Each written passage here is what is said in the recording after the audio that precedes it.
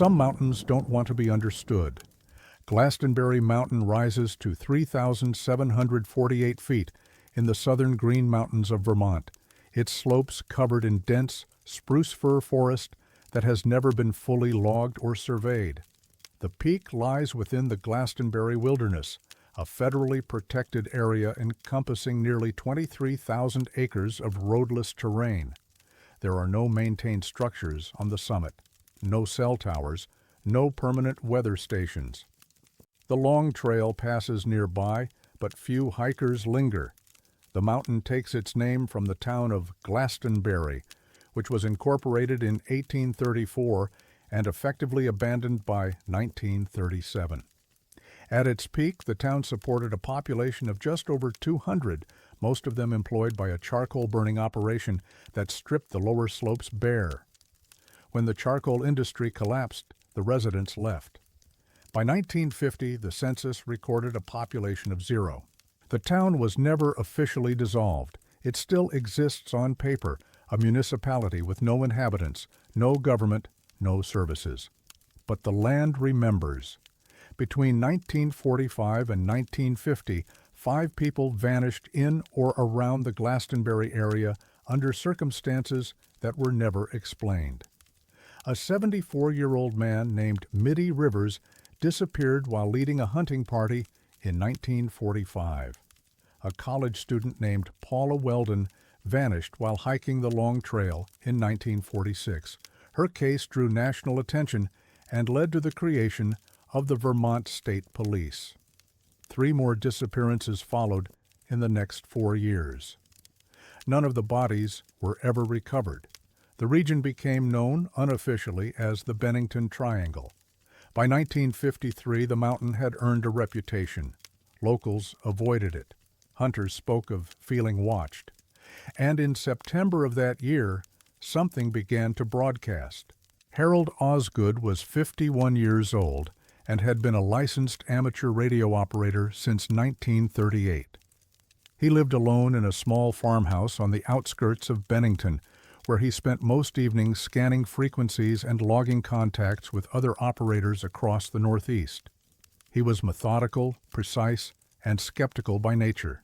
He kept detailed logs of every transmission he received, noting the time, frequency, and call sign of each contact. On the night of September 14, 1953, Osgood logged something unusual. At approximately 11:47 in the evening, he intercepted a signal on a frequency he did not recognize, a series of repeating tones, high-pitched and rhythmic, with no voice and no call sign. The signal lasted for approximately 4 minutes before cutting out. Osgood noted the frequency and the time, then attempted to contact other operators in the area to see if they had heard it. None had. The signal returned the following night at the same time, and the night after that. By the 4th night, Osgood had begun transcribing the tones. He was not a trained cryptographer, but he had served briefly in the Army Signal Corps during World War II and recognized patterns when he heard them. The tones were not Morse code, but they were structured. They repeated in sequences of 5, with pauses between each group. He wrote them down as numbers, assigning a value to each distinct tone. By the 6th night, he had a string of digits. By the 8th night, he had decoded them. They were coordinates. Osgood shared his findings with only a handful of people, his brother-in-law, a fellow radio operator in Rutland, and a retired surveyor named Franklin Morse, who lived in Shaftesbury. Morse examined the coordinates and confirmed they pointed to a location approximately 3 miles inside the Glastonbury Wilderness, on the northwestern slope of the mountain, at an elevation of roughly 3,200 feet. The location did not appear on any official map. Morse, who had worked for the United States Geological Survey in the 1920s, said he had never seen the area surveyed. He described it as a blank spot, a section of terrain that had been omitted from topographical records, likely due to its inaccessibility. Osgood wanted to investigate. Morse advised against it. "There's nothing out there," Morse reportedly told him, "and if there is, it doesn't want to be found." Osgood continued to monitor the frequency. The signal broadcast every night at the same time, with the same tones, for 11 consecutive nights. On the 12th night, September 25, 1953, the signal did not appear. Osgood waited until nearly 2 in the morning before turning off his equipment. The next day, he learned that a woman named Esther Whitcomb had died in a hospital in Rutland. She was 83 years old and had been the last known resident of Glastonbury before the town was abandoned. She had lived in a nursing home in Rutland for nearly a decade, rarely speaking, never receiving visitors. The timing was noted, but not explained. A local journalist named Clement Brewer wrote a small article about the signal for the Bennington Banner in October of 1953. The article was brief, fewer than 300 words, and treated the incident as a curiosity rather than a news story. Brewer interviewed Osgood, who provided a copy of his logs. He also spoke with a representative from the Federal Communications Commission, who declined to comment on whether the agency had investigated the signal. The article was never reprinted. Brewer left the paper the following year and moved to Massachusetts. He reportedly destroyed his notes before leaving. Franklin Morse, the surveyor, was more forthcoming. In a letter to a colleague dated November of 1953, he described the coordinates as pointing to a location that should not exist. "I have walked those slopes," Morse wrote. "There is no clearing, no structure, no reason for anyone to broadcast from that position, and yet the numbers are precise, too precise for coincidence." Morse attempted to reach the site in the spring of 1954. He hiked alone, against the advice of local guides. He returned after 2 days, visibly shaken, and refused to discuss what he had found. In his journal, which was discovered after his death in 1961, he wrote only a single entry about the expedition. "The coordinates are correct. There is something there. I will not go back." He never elaborated. In 1978, a graduate student at the University of Vermont named Patricia Holloway attempted to locate Osgood's original radio logs as part of a thesis on unexplained radio phenomena in New England. She found that Osgood had died in 1967 and that his personal effects had been donated to a local historical society. The logs were not among them. Holloway contacted the Federal Communications Commission and filed a Freedom of Information Act request for any records related to unlicensed broadcasts in Bennington County between 1950 and 1955. The response, which arrived 4 months later, was heavily redacted. Several pages were withheld entirely under an exemption related to national security. No explanation was provided for why a regional radio anomaly would be classified. Holloway also attempted to locate the site described by Osgood's coordinates. She hired a local guide named Russell Thorne, who had spent most of his life hunting and trapping in the Green Mountains.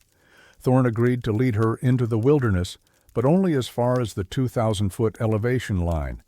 Beyond that, he said, the forest didn't feel right. "The birds stopped singing up there," Thorne told her in an interview recorded for her thesis. "You don't hear anything, not wind, not water, just your own breathing, and sometimes you hear something else, like a hum, like the mountains thinking." Holloway never reached the coordinates. She abandoned her thesis the following year and transferred to a different program. Her interview tapes were donated to the university's folklore archive, where they remain largely unexamined. In 2015, a team of amateur radio enthusiasts from Boston attempted to replicate Osgood's experiment. They camped near the base of Glastonbury Mountain for 3 nights in September, monitoring the same frequency range that Osgood had logged in his notes. They heard nothing.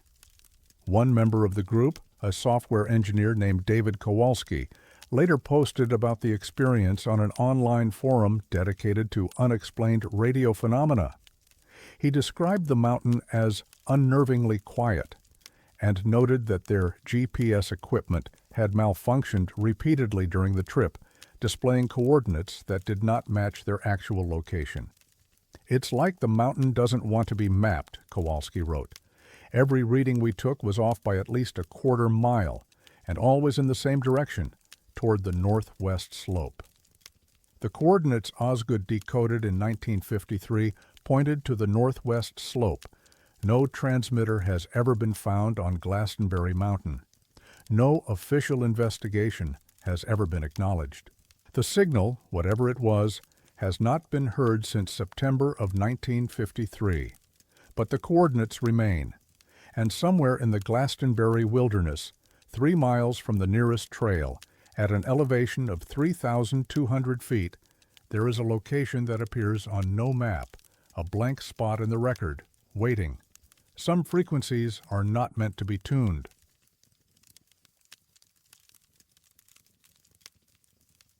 Some voices carry longer than they should. Bolton Valley sits in the northern Green Mountains of Vermont, approximately 25 miles east of Burlington. The resort occupies the slopes of Bolton Mountain, which rises to 3,725 feet at its summit. The area was first developed for skiing in 1966, though the mountain itself had been used for logging and small-scale agriculture since the mid-1800s. The terrain is steep, heavily forested, and prone to sudden weather changes that can reduce visibility to near zero within minutes. The resort has always been smaller and quieter than its neighbors. Stowe to the north, Sugarbush to the south. It attracts families, locals, and those who prefer solitude over crowds. The ski patrol operates out of a modest base lodge, and during the 1980s, communication relied primarily on handheld two-way radios tuned to a dedicated emergency frequency.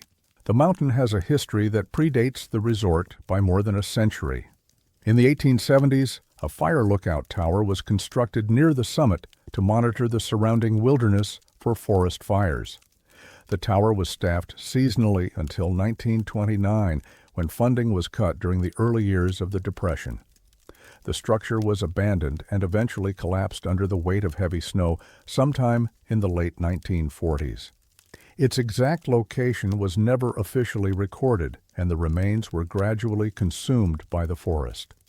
Few people remembered the tower by 1987. Fewer still would have reason to think about it. The first report came on January 9, 1987.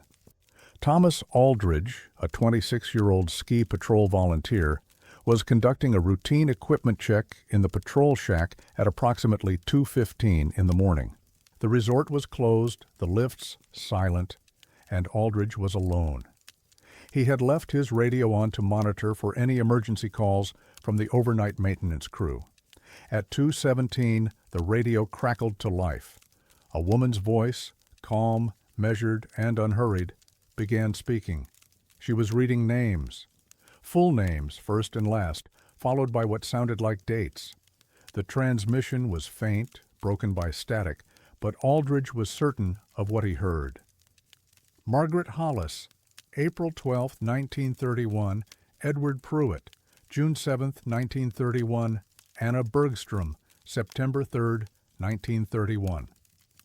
The voice continued for approximately 4 minutes before the transmission ended.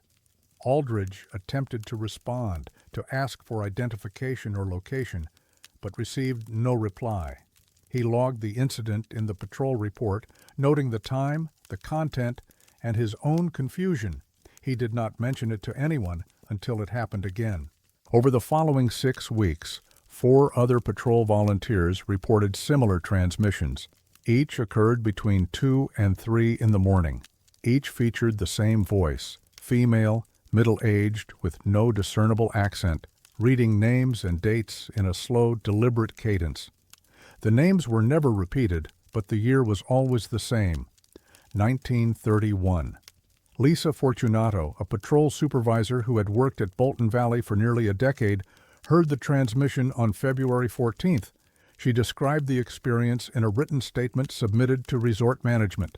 The voice sounded like it was reading from a list, Fortunato wrote.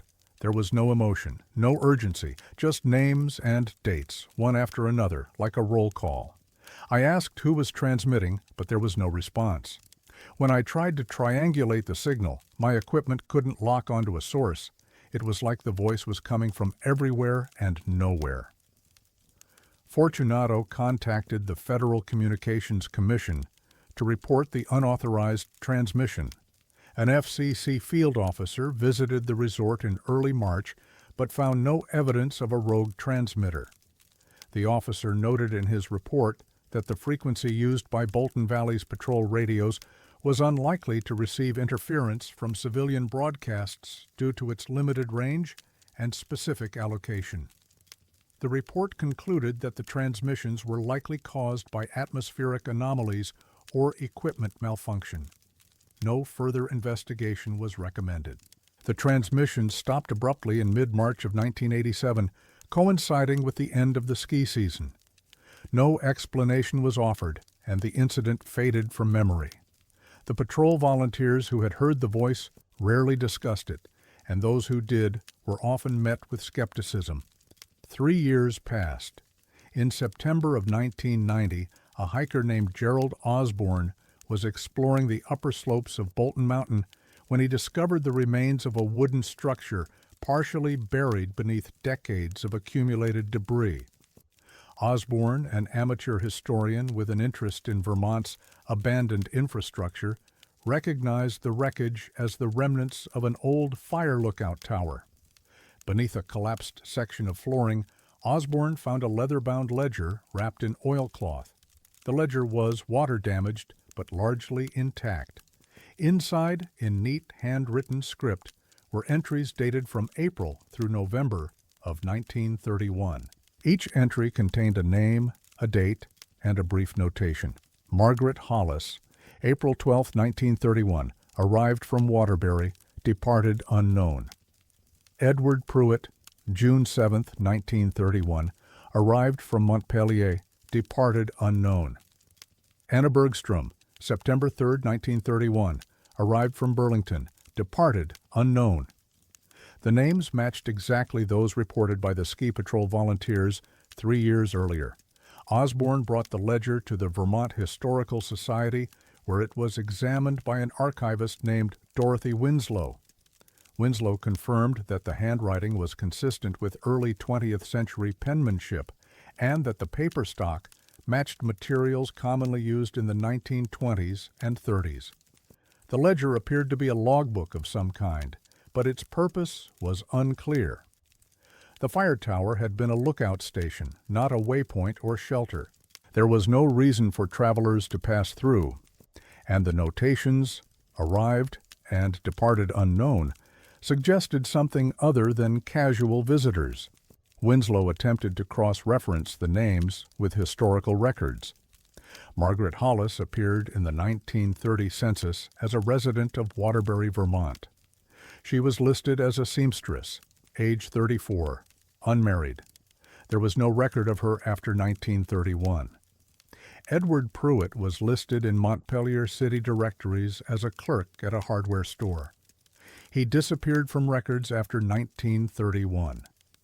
Anna Bergstrom, a Swedish immigrant living in Burlington, was reported missing by her employer in October of 1931. Her case was never resolved. Of the 17 names in the ledger, Winslow was able to locate partial records for 11. All of them disappeared from official documentation after the dates listed in the logbook. None were ever reported as missing persons. The discovery of the ledger raised questions that no one could answer. Who had kept the logbook, and why? The fire tower had been officially unstaffed since 1929, 2 years before the earliest entry. If someone had been living there, or using it for another purpose, there was no record of it. And how had the names from a 90-year-old ledger been broadcast over emergency radios in 1987? Thomas Aldridge, the first patrol volunteer to report the transmissions, was contacted by a journalist in 1992. He confirmed that the names he had heard matched those in the ledger, though he had never seen the document before. "I wrote them down that night," Aldridge said. "I still have the list. When I saw the article about the ledger, I compared them. They were identical, every single name." Aldridge had no explanation for the coincidence. He described the experience as clinical, noting that the voice had sounded less like a ghost and more like someone reading a manifest. It didn't feel supernatural, he said. It felt administrative, like someone was keeping track. The ledger is now held in a private collection. The owner, who acquired it at an estate auction in 2003, has declined all requests for examination or interview. The Vermont Historical Society retains photocopies of several pages, but the original document has not been publicly displayed since 1994. The fire tower site has never been formally excavated. The remains are difficult to access, and no historical preservation group has expressed interest in funding a survey. The forest has continued to reclaim the wreckage, and within another decade, there may be nothing left to find. The transmissions at Bolton Valley were never explained. The FCC file on the incident was closed in 1987 and has not been reopened. The patrol volunteers who heard the voice have largely moved on, though some still avoid night shifts on the mountain. Lisa Fortunato, the patrol supervisor, retired in 2001. In a letter to a colleague, she reflected on the experience. "I've thought about it more than I should," she wrote. "The voice wasn't asking for help. It wasn't warning us. It was just reading, like the names needed to be heard, like someone somewhere was finally listening." The ledger contains 17 names. 11 have been partially identified. 6 remain unknown. And somewhere on Bolton Mountain, beneath the snow and the silence, the tower's foundation still holds the shape of what once stood there, a place where names were written and voices somehow carried on.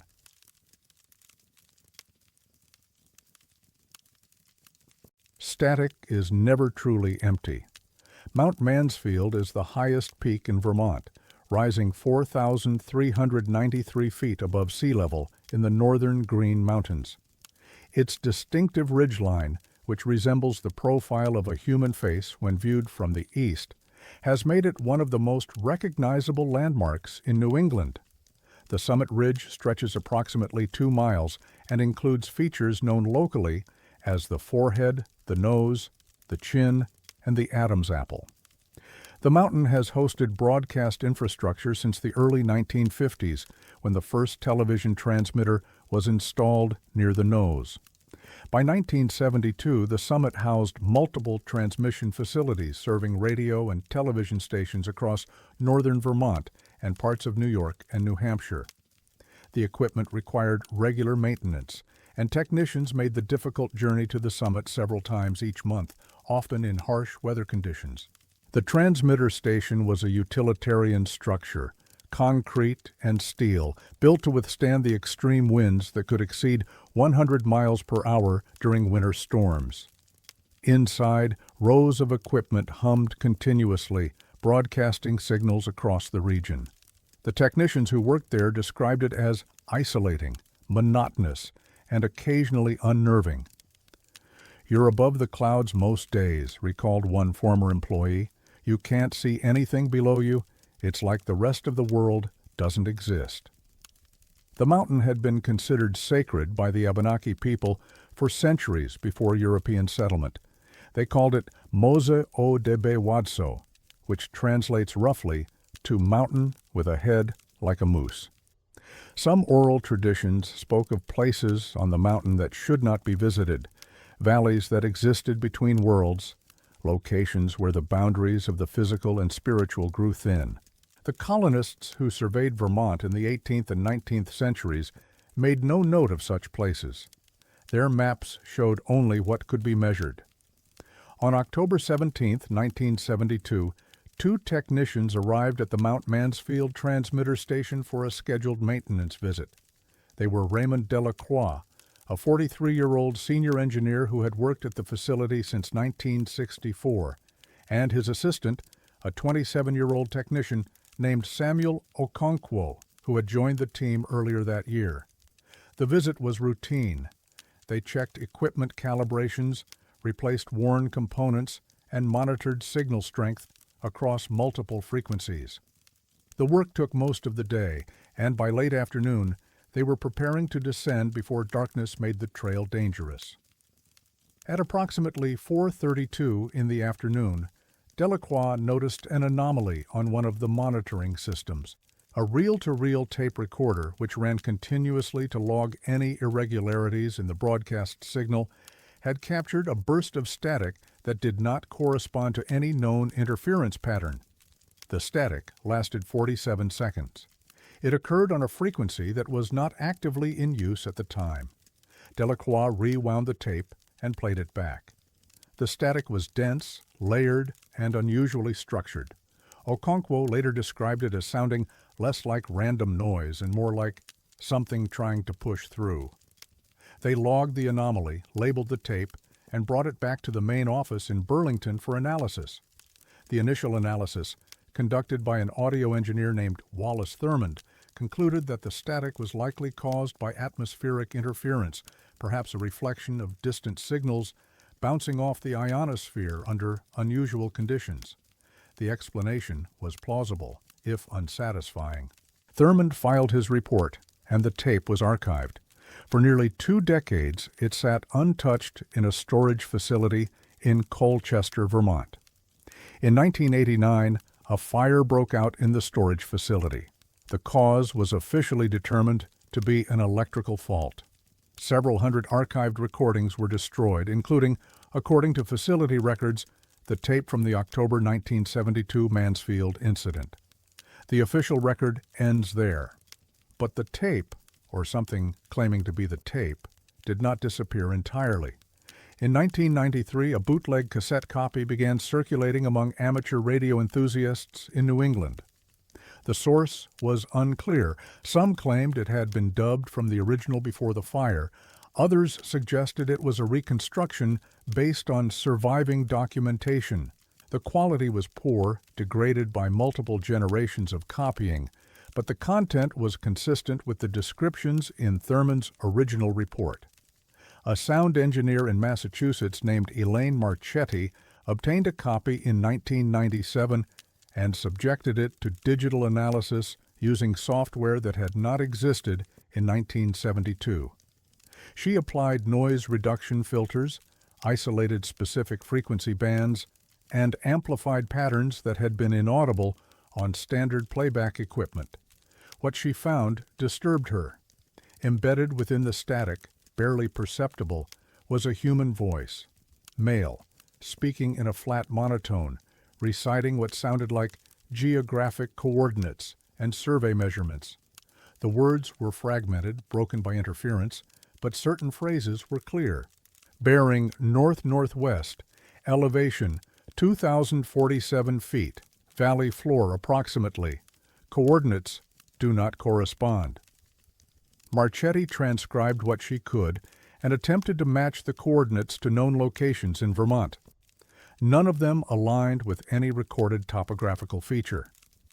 The measurements describe a valley, Marchetti wrote in her analysis, approximately 3 miles long, oriented northeast to southwest, with a river running through the center.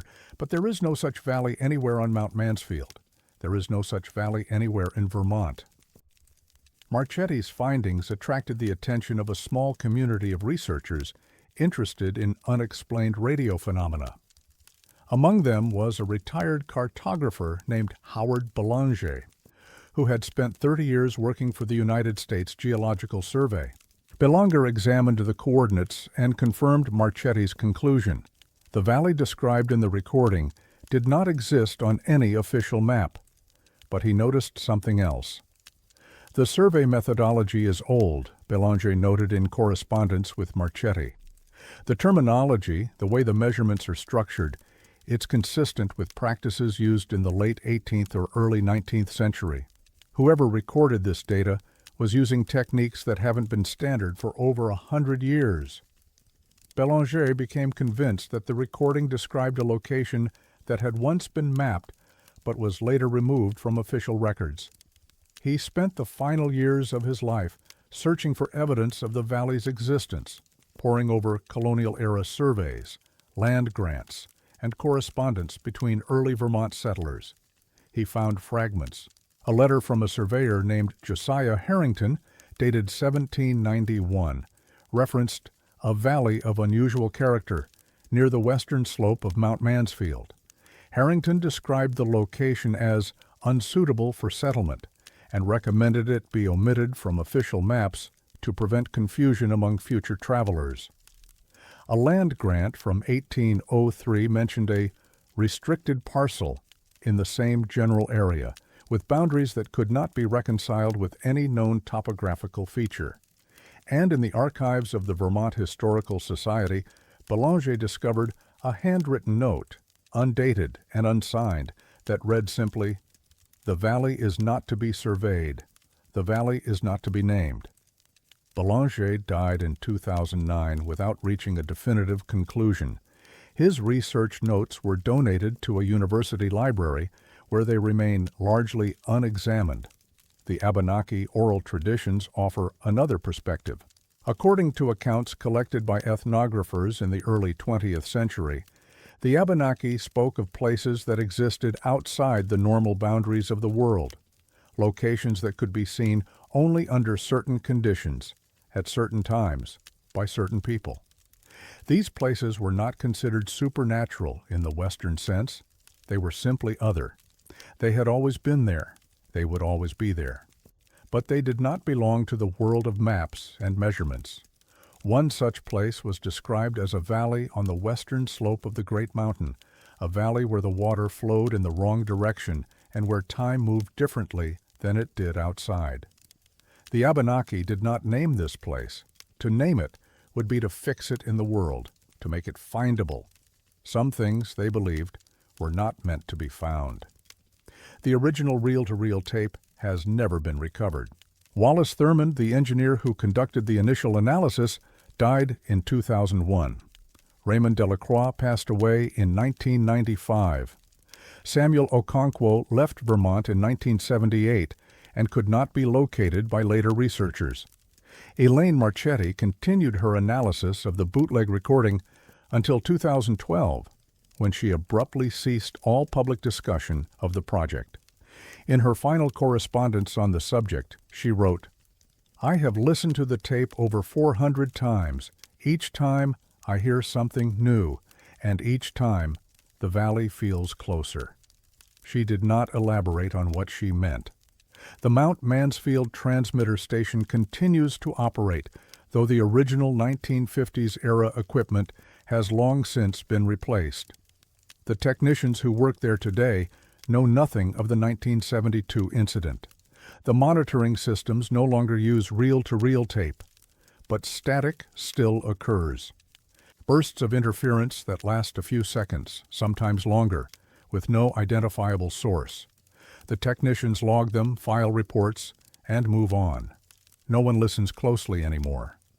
Perhaps that is for the best, because somewhere in that static, if the old recordings can be believed, there is a voice still speaking, describing a valley that does not exist, at coordinates that lead nowhere, in a place that was deliberately forgotten. And the voice has not stopped.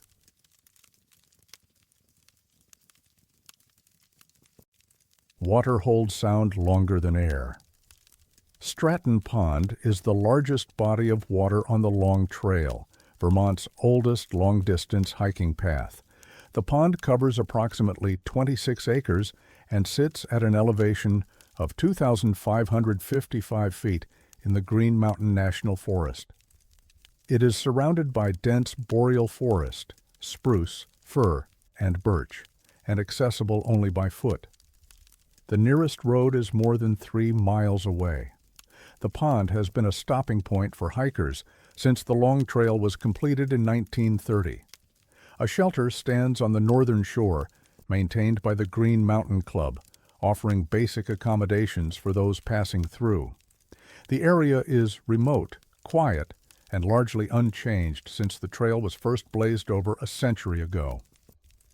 There is no electricity at Stratton Pond, no telephone lines, no broadcast towers within reception range for standard AM or FM radio. In 1968, the nearest radio station capable of reaching the area was WDOT in Burlington, more than 60 miles to the north. Even under optimal atmospheric conditions, its signal would have been faint and unreliable at the pond's elevation.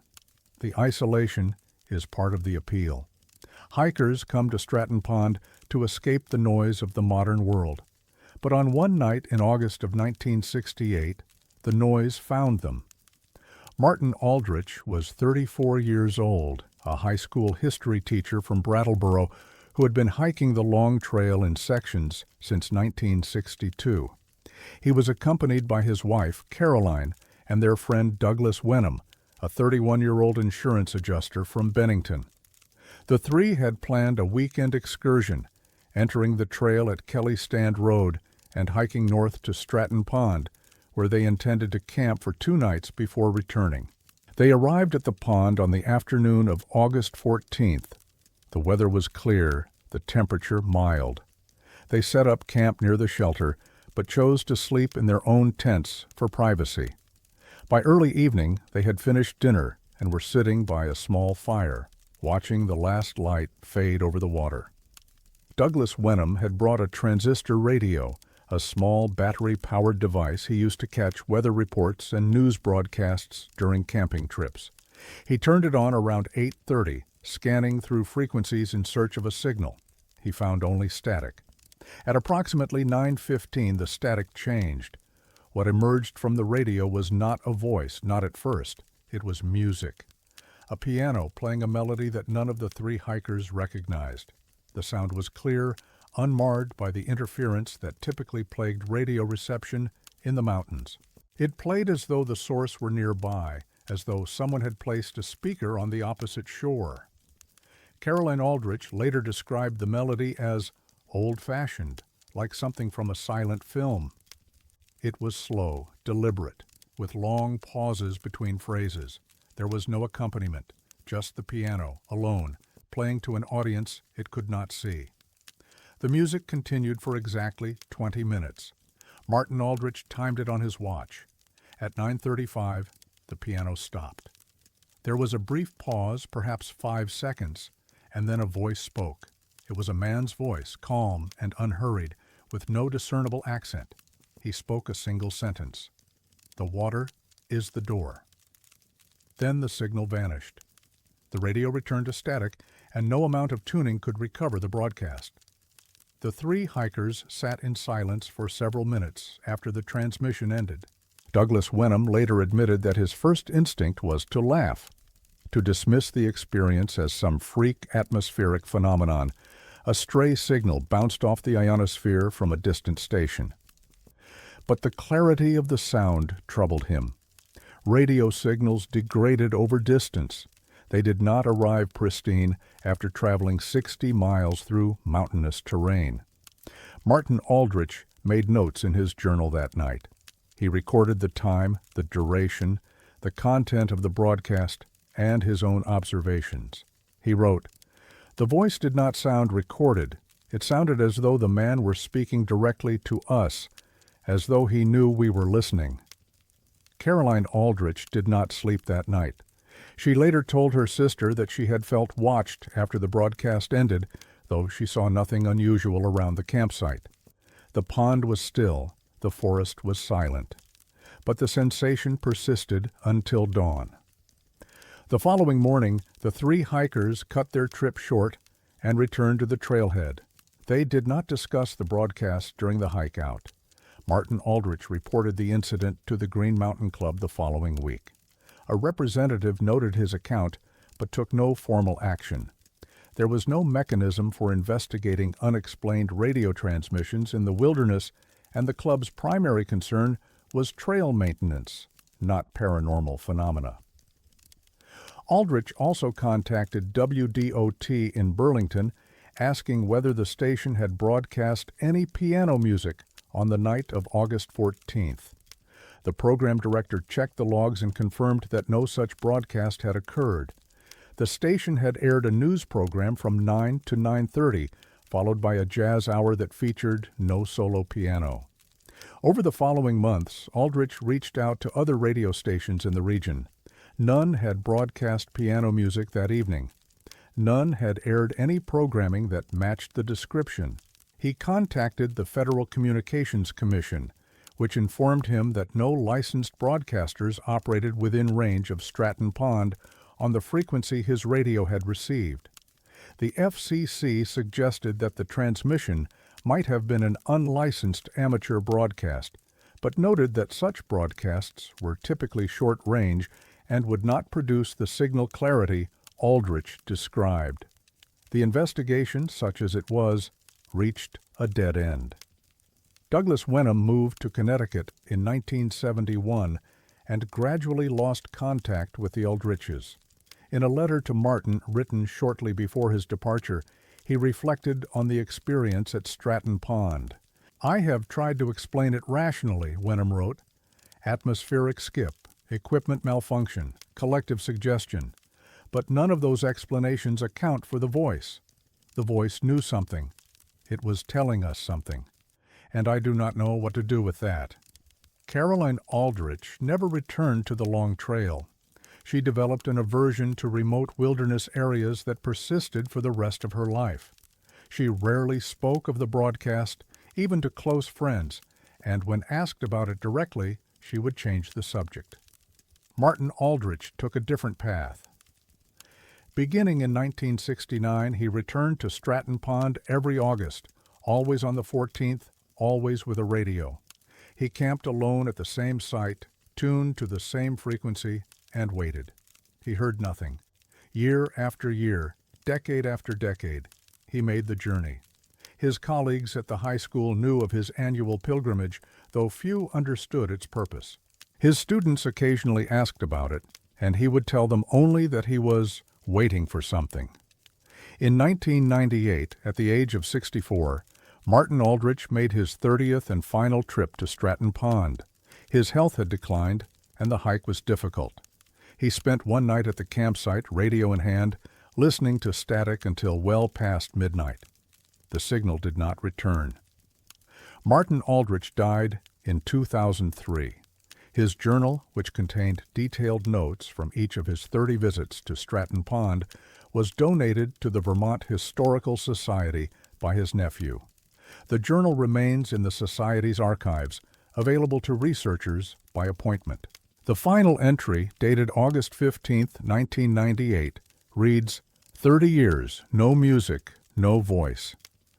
But I understand now that it was never meant for me. I was only meant to hear it once. I was only meant to know that the door exists." He did not explain what he believed the door to be or where it might lead. The phrase spoken by the voice, "The water is the door," has never been satisfactorily interpreted. Some researchers have suggested it refers to indigenous beliefs about bodies of water as passages between worlds. Others have proposed more prosaic explanations. A fragment of poetry, a line from an obscure radio drama, a phrase with no meaning beyond its own strangeness. Stratton Pond remains a popular destination for long trail hikers. The shelter is still maintained, the water is still clear and cold. Visitors occasionally bring radios, though reception remains poor. No other broadcast has been reported.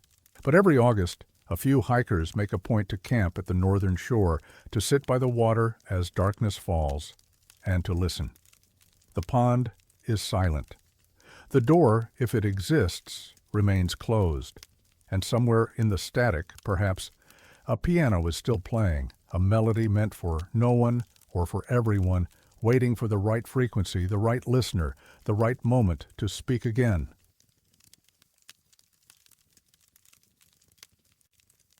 Numbers have their own kind of silence. Pico Mountain rises 3,967 feet in the Coolidge Range of Vermont's Green Mountains, approximately 6 miles south of Killington. The ski area, which opened in 1937, was one of the first in the eastern United States to install a rope tow, and for decades it operated as an independent resort, catering to serious skiers who preferred challenging terrain over amenities. The mountain is steep, often wind-scoured, and prone to the sudden fog banks that roll through the central Vermont highlands without warning. By the early 1990s, Pico had developed a reputation as a locals' mountain, less crowded than its larger neighbor, more demanding, and quieter. The lift operators and ski patrol who worked there knew its rhythms intimately. They knew which trails iced over first, which bowls held powder longest, and which radio frequencies worked best at different elevations. They also knew about the voice. It was not something they discussed openly, not at first. The mountain had its share of strange phenomena, sudden temperature drops, equipment malfunctions, the occasional sighting of odd lights in the tree line that no one could explain. Workers attributed these to the isolation, the altitude, the way the brain played tricks when you spent too many hours in the cold and the wind. But the voice was different. The voice was consistent, and the voice was counting. The first documented report came from a lift operator named Janet Kowalczyk in February of 1991. Kowalczyk, who was 29 at the time, had worked at Pico for 3 seasons and was familiar with the quirks of the mountain's radio system. On the morning of February 7th, she was stationed at the top of the summit quad, monitoring the unloading area during a period of heavy cloud cover. At approximately 10:45, her handheld radio emitted a burst of static, followed by a voice. It was male, flat in effect, speaking with mechanical precision. It was counting. 100, 93, 86, 79. The intervals were consistent, always 7, always descending. Kowalczyk listened, initially assuming it was a prank from another operator, but the voice did not pause, did not waver, did not acknowledge any attempt at response. 72, 65, 58, 51. She attempted to interrupt, pressing the transmit button and asking for identification. The voice continued unabated, as though it could not hear her. 44, 37, 30. And then, at 23, the transmission stopped. The radio returned to normal static. Kowalczyk waited, but the voice did not continue. The countdown never reached 16. It never reached 9. It never reached 0. She reported the incident to her supervisor, who logged it as a possible equipment malfunction. No further action was taken. Over the following 3 years, at least 14 similar incidents were documented by Pico Mountain staff. The reports shared consistent details. The voice was always male, always counting backward from 100 in intervals of 7, always stopping at 23. The signal appeared only on overcast days when cloud cover dropped below the summit elevation, and it was only audible above 3,500 feet. Skiers who carried personal radios occasionally reported hearing fragments of the countdown, though their accounts were less detailed. Most assumed they were picking up interference from resort operations or a nearby broadcast. They did not realize that no such broadcast existed. A lift mechanic named Robert Gustafson heard the voice on 3 separate occasions during the winter of 1992. In an interview conducted years later, he described the experience as clinical. There was no emotion in it, Gustafson said. It wasn't threatening. It wasn't pleading. It was just counting, like a machine that had been set to run and forgot to stop. Except machines don't forget, and machines don't count in sevens. Gustafson attempted to record the transmission during his 3rd encounter using a handheld tape recorder patched into his radio. The recording captured static and fragments of the voice, but the audio quality was too poor for detailed analysis. The tape has since been lost. In the autumn of 1993, a retired radio engineer named Harold Sundquist learned of the Pico transmissions through a friend who worked at the resort. Sundquist, who had spent 30 years designing communication systems for the military before his retirement, was intrigued by the reports and offered to investigate. He visited Pico Mountain on 4 occasions during the 1993 and 94 ski seasons, bringing equipment capable of triangulating radio signals with greater precision than standard handheld units. On his 3rd visit, in January of 1994, he succeeded in capturing the transmission. The countdown began at 11:12 in the morning during a period of heavy overcast. Sundquist was positioned on the upper mountain with 2 assistants, each carrying directional antennas aimed at different quadrants. As the voice counted, they recorded signal strength and bearing. The results were unexpected. All three antennas indicated that the signal was originating from below them, not from another peak, not from the valley floor, but from inside Pico Mountain itself. Sundquist calculated the source depth at approximately 200 feet beneath the surface, somewhere in the geological mass of the mountain. The signal wasn't bouncing off anything, Sundquist wrote in his notes. It wasn't reflecting. It was emanating. The mountain was broadcasting. He had no explanation for how this was possible. There were no known tunnels, mine shafts, or cavities at that depth beneath Pico's slopes. The mountain was solid granite and metamorphic rock, with no history of mining or excavation. Sundquist shared his findings with the resort management, who declined to pursue further investigation. The cost of a geological survey was prohibitive, and the phenomenon, whatever it was, posed no apparent safety risk. Skiers continued to use the mountain. Lifts continued to operate. The countdown continued to broadcast, until it didn't. The last reported transmission occurred on March 12, 1994. Janet Kowalczyk, who had first heard the voice 3 years earlier, was again working at the summit quad when the countdown began. She listened to the entire sequence, timing it with her watch. 100, 93, 86. The voice proceeded through its familiar pattern, descending toward the number that had always marked its end. 30, 23. Kowalczyk waited. The static hummed, and then, for the first and only time, the voice continued. 16. A pause. 9. Another pause, longer than before, and then nothing. The transmission ended. The voice did not reach 2, did not reach 0, did not complete whatever sequence it had been running for 3 years. It simply stopped, 9 intervals from the end. No further transmissions have been reported at Pico Mountain since that day. Harold Sundquist died in 2006, never having published his findings. His notes and recordings were inherited by his daughter, who donated them to an amateur radio archive in New Hampshire. The materials have been examined by several researchers, none of whom have been able to explain the phenomenon. The prevailing theories are unsatisfying. Some have suggested that the transmissions were an elaborate hoax, though no perpetrator has ever been identified, and the logistics of broadcasting from inside a mountain remain unexplained. Others have proposed natural explanations, piezoelectric effects in the granite, some form of geological resonance that mimicked human speech. But piezoelectric discharges do not count. They do not follow mathematical patterns. They do not stop at specific numbers. A smaller group of researchers has noted that the countdown, if completed, would have reached 2, not 0. 100 minus 7, repeated 14 times, equals 2. The voice stopped at 9, leaving one final interval unspoken. It's as though something interrupted it, one researcher observed, or as though it reached whatever it was counting toward before the numbers ran out. No explanation has been offered for why 23 marked the usual stopping point, or what significance that number might hold. 23 is a prime number. It appears in various mathematical and cultural contexts, but its connection to Pico Mountain, if any exists, has never been established.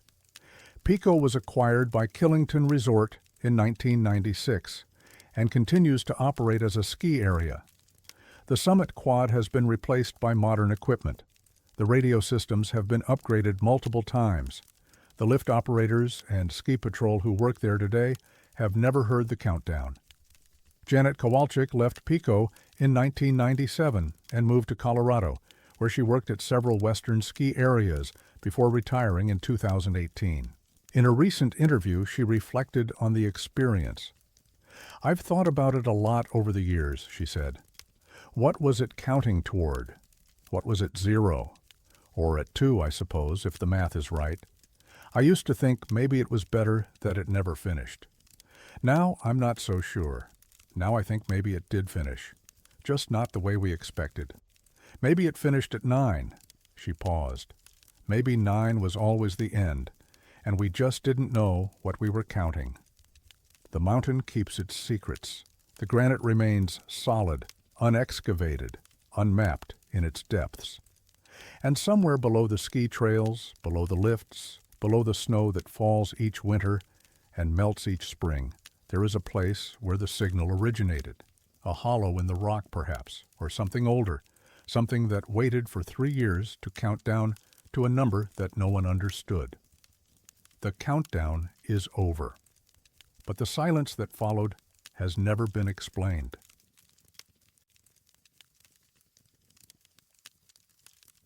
The wind on Camel's Hump speaks in many voices. Camel's Hump is the third highest peak in Vermont, rising 4,083 feet in the northern Green Mountains.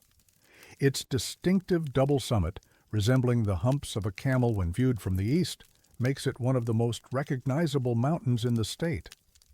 The peak is one of only 4 in Vermont that rises above the tree line, and its exposed alpine zone supports fragile ecosystems that have existed since the last ice age. The mountain has been known by many names.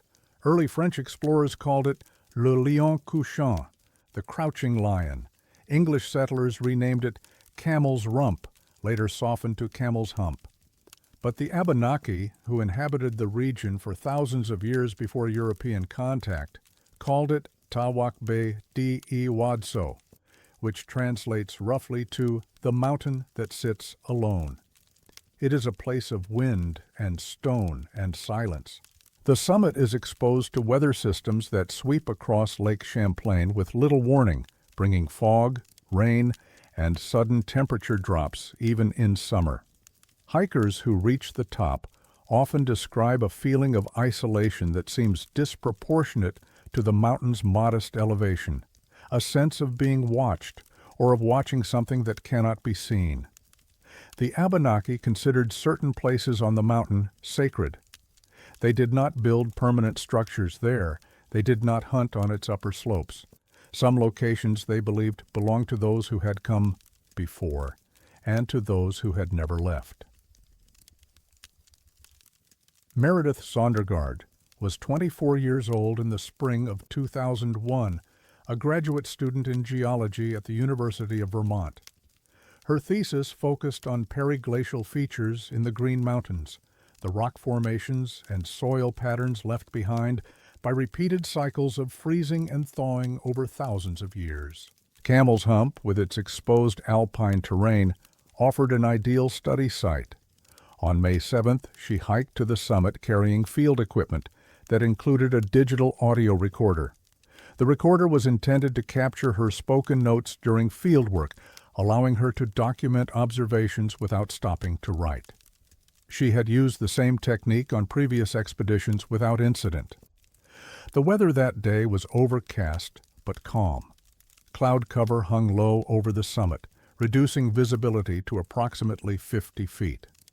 Sondergaard spent several hours examining rock formations near the exposed ridgeline, dictating notes into her recorder as she worked.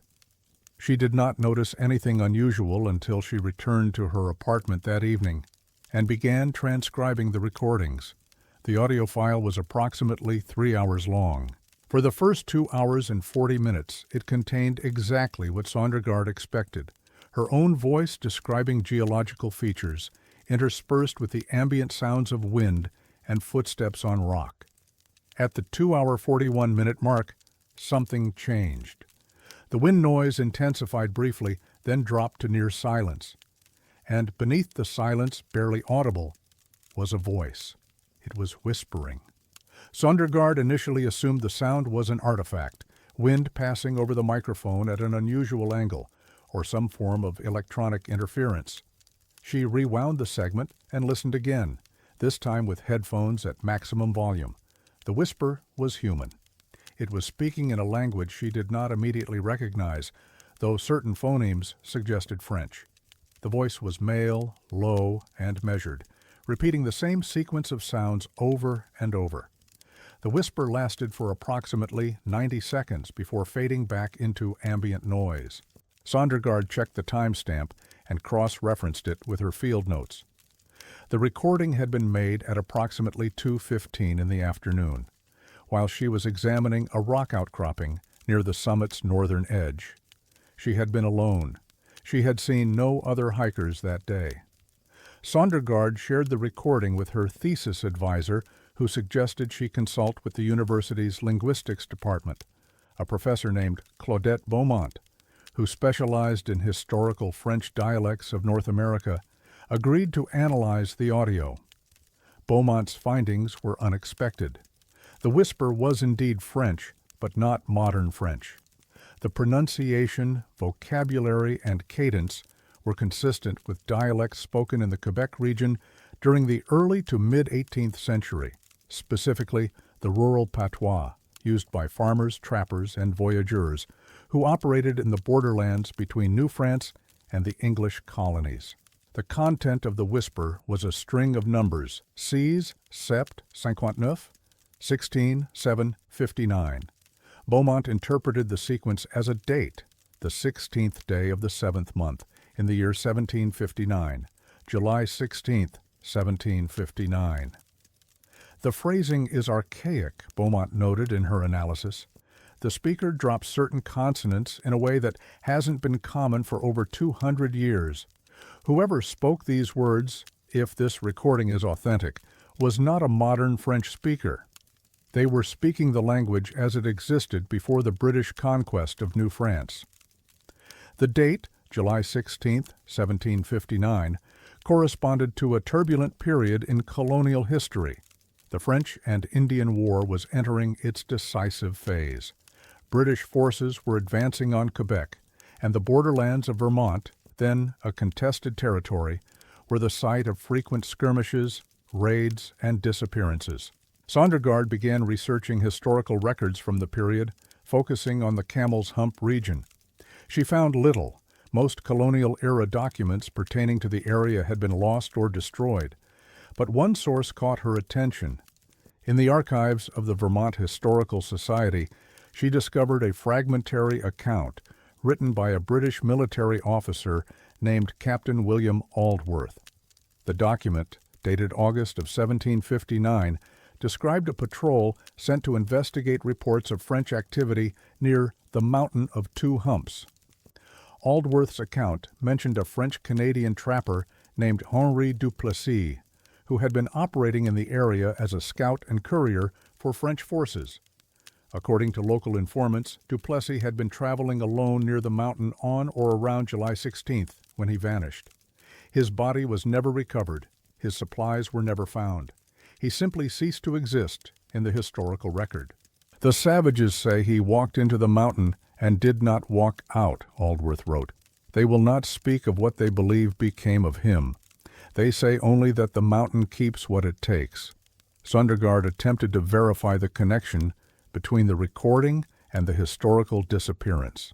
She returned to Camel's Hump 3 more times during the summer of 2001, each time carrying audio equipment and positioning herself near the location where the original whisper had been captured. She recorded nothing unusual. She consulted with audio engineers who examined the original file for evidence of tampering or contamination. They found none. The recording appeared to be authentic, a continuous capture, with no splices, no overdubs, no digital manipulation. She reached out to paranormal researchers who expressed interest but offered no explanations. She contacted historians who confirmed the plausibility of her findings but could not account for the mechanism by which a voice from 1759 might appear on a digital recording in 2001. The mystery remained unsolved. In 2004, Sondergaard completed her thesis and accepted a position with a geological survey firm in Colorado. She did not include the audio anomaly in her academic work, fearing it would undermine her credibility. But she kept the original recording stored on multiple backup drives and continued to listen to it periodically over the years. In a personal essay written in 2015, she reflected on the experience. "I have spent a lot of time thinking about what I heard on that mountain," she wrote. "The scientific part of my mind insists there must be a rational explanation, some acoustic phenomenon I don't understand, some quirk of the equipment, some trick of memory or perception. But I have listened to that recording hundreds of times. The voice is there. It is speaking French. It is speaking a date. And that date corresponds to the disappearance of a man who vanished on that mountain 242 years before I pressed record." She paused in her writing before adding, "I do not believe in ghosts, but I believe something is preserved on Camel's Hump, some echo, some residue. The mountain remembers what happened there, even if we do not, and sometimes, if you listen carefully enough, it whispers." The recording has never been made publicly available. Zondergaard has declined multiple requests to share the audio, citing concerns about privacy and the potential for misinterpretation. She has stated that she will donate the file to an appropriate archive upon her death, but until then, it remains in her personal possession. Professor Claudette Beaumont retired from the University of Vermont in 2012. In her final lecture before retirement, she mentioned the Zondergaard recording briefly, describing it as one of the most intriguing linguistic puzzles I encountered in my career. She offered no conclusion about its authenticity or origin. Henri Duplessis remains a footnote in colonial history, a name mentioned once in a single surviving document, attached to a man who walked into the Vermont wilderness and never returned. No grave marks his resting place, no monument commemorates his life. He exists only in the archives and perhaps in the wind that moves across the summit of Camel's Hump, carrying words that have waited 260 years to be heard. The mountain sits alone, as it always has. And if you climb to its summit on an overcast day, when the clouds hang low and the wind falls silent, you might hear something beneath the quiet. A whisper, a date, a voice that has not finished speaking.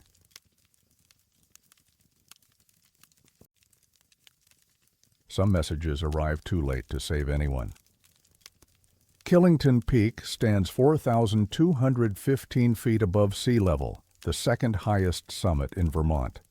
The mountain anchors the Killington Resort, one of the largest ski areas in the eastern United States, but its slopes extend far beyond the groomed trails and lift lines, into backcountry terrain that remains wild, densely forested, and difficult to navigate even for experienced hikers. The town of Sherburne lies at the mountain's base, a small community that has existed in Killington's shadow since the late 18th century. Before the ski resort transformed the local economy in the 1950s, Sherburne was a quiet farming village, home to families who understood the mountain's dangers. They knew that people who wandered too far from the marked paths sometimes did not return. In November of 1978, a man wandered off the path, and the mountain kept him for 6 months before giving him back. Professor Edmond Lacroix was 53 years old, a tenured member of the philosophy department at Middlebury College. He was known among colleagues as a solitary figure, brilliant but reclusive, more comfortable with books than with people. He lived alone in a small house outside Middlebury and spent his weekends hiking in the Green Mountains, often venturing into areas that other hikers avoided. On November 11, 1978, Lacroix set out for a solo hike on Killington's eastern slopes. He told a colleague he planned to explore a section of the Buckland Trail and would return by evening. When he failed to appear for a Monday seminar, the colleague contacted local authorities. A search and rescue operation was launched on November 13th. Teams combed the Buckland Trail and surrounding terrain for 3 days, using dogs, helicopters, and ground crews. The weather was poor. Early snow had fallen, and temperatures dropped below freezing each night. Visibility in the higher elevations was limited. On November 16th, the search was called off. Lacroix was presumed dead, likely from exposure or a fall. His body was not recovered. The case file was closed. The mountain settled into winter. And 3 days later, someone began broadcasting. Victor Jankowski was 41 years old, a machinist at a manufacturing plant in Rutland, who spent his evenings operating a citizens band radio from a small station he had built in his garage. CB radio was at the height of its popularity in the late 1970s, and Jankowski enjoyed the community it offered, the late-night conversations with truckers, the regional networks of hobbyists, the occasional strange signal that drifted in from unknown sources. On the night of November 19, 1978, Jankowski picked up something unusual. He was scanning frequencies around 11:30 in the evening when his receiver locked onto a transmission that did not match any standard CB channel. The signal was strong, suggesting a nearby source, but instead of voice, it carried Morse code, a rapid series of dots and dashes repeating in a continuous loop.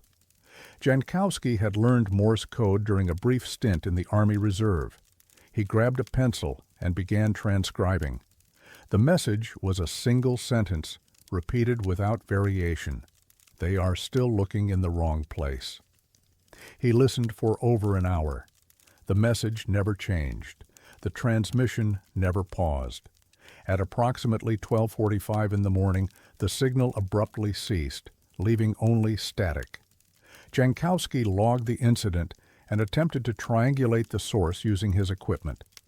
His readings indicated that the transmission was originating from somewhere on Killington Peak, at an elevation above 3,000 feet. He did not know about Professor Lacroix. He did not know about the search that had ended 3 days earlier. He assumed the broadcast was a prank or a test signal from the ski resort's communications infrastructure. He filed the log and went to bed. The transmission returned the following night, and the night after that. For 11 consecutive nights, Jankowski recorded the same Morse code message, broadcasting from the same approximate location. He contacted other CB operators in the region, asking if they had heard it. 2 confirmed picking up fragments of the signal, though neither had transcribed the content. On November 30th, Jankowski read an article in the Rutland Herald about the Lacroix disappearance.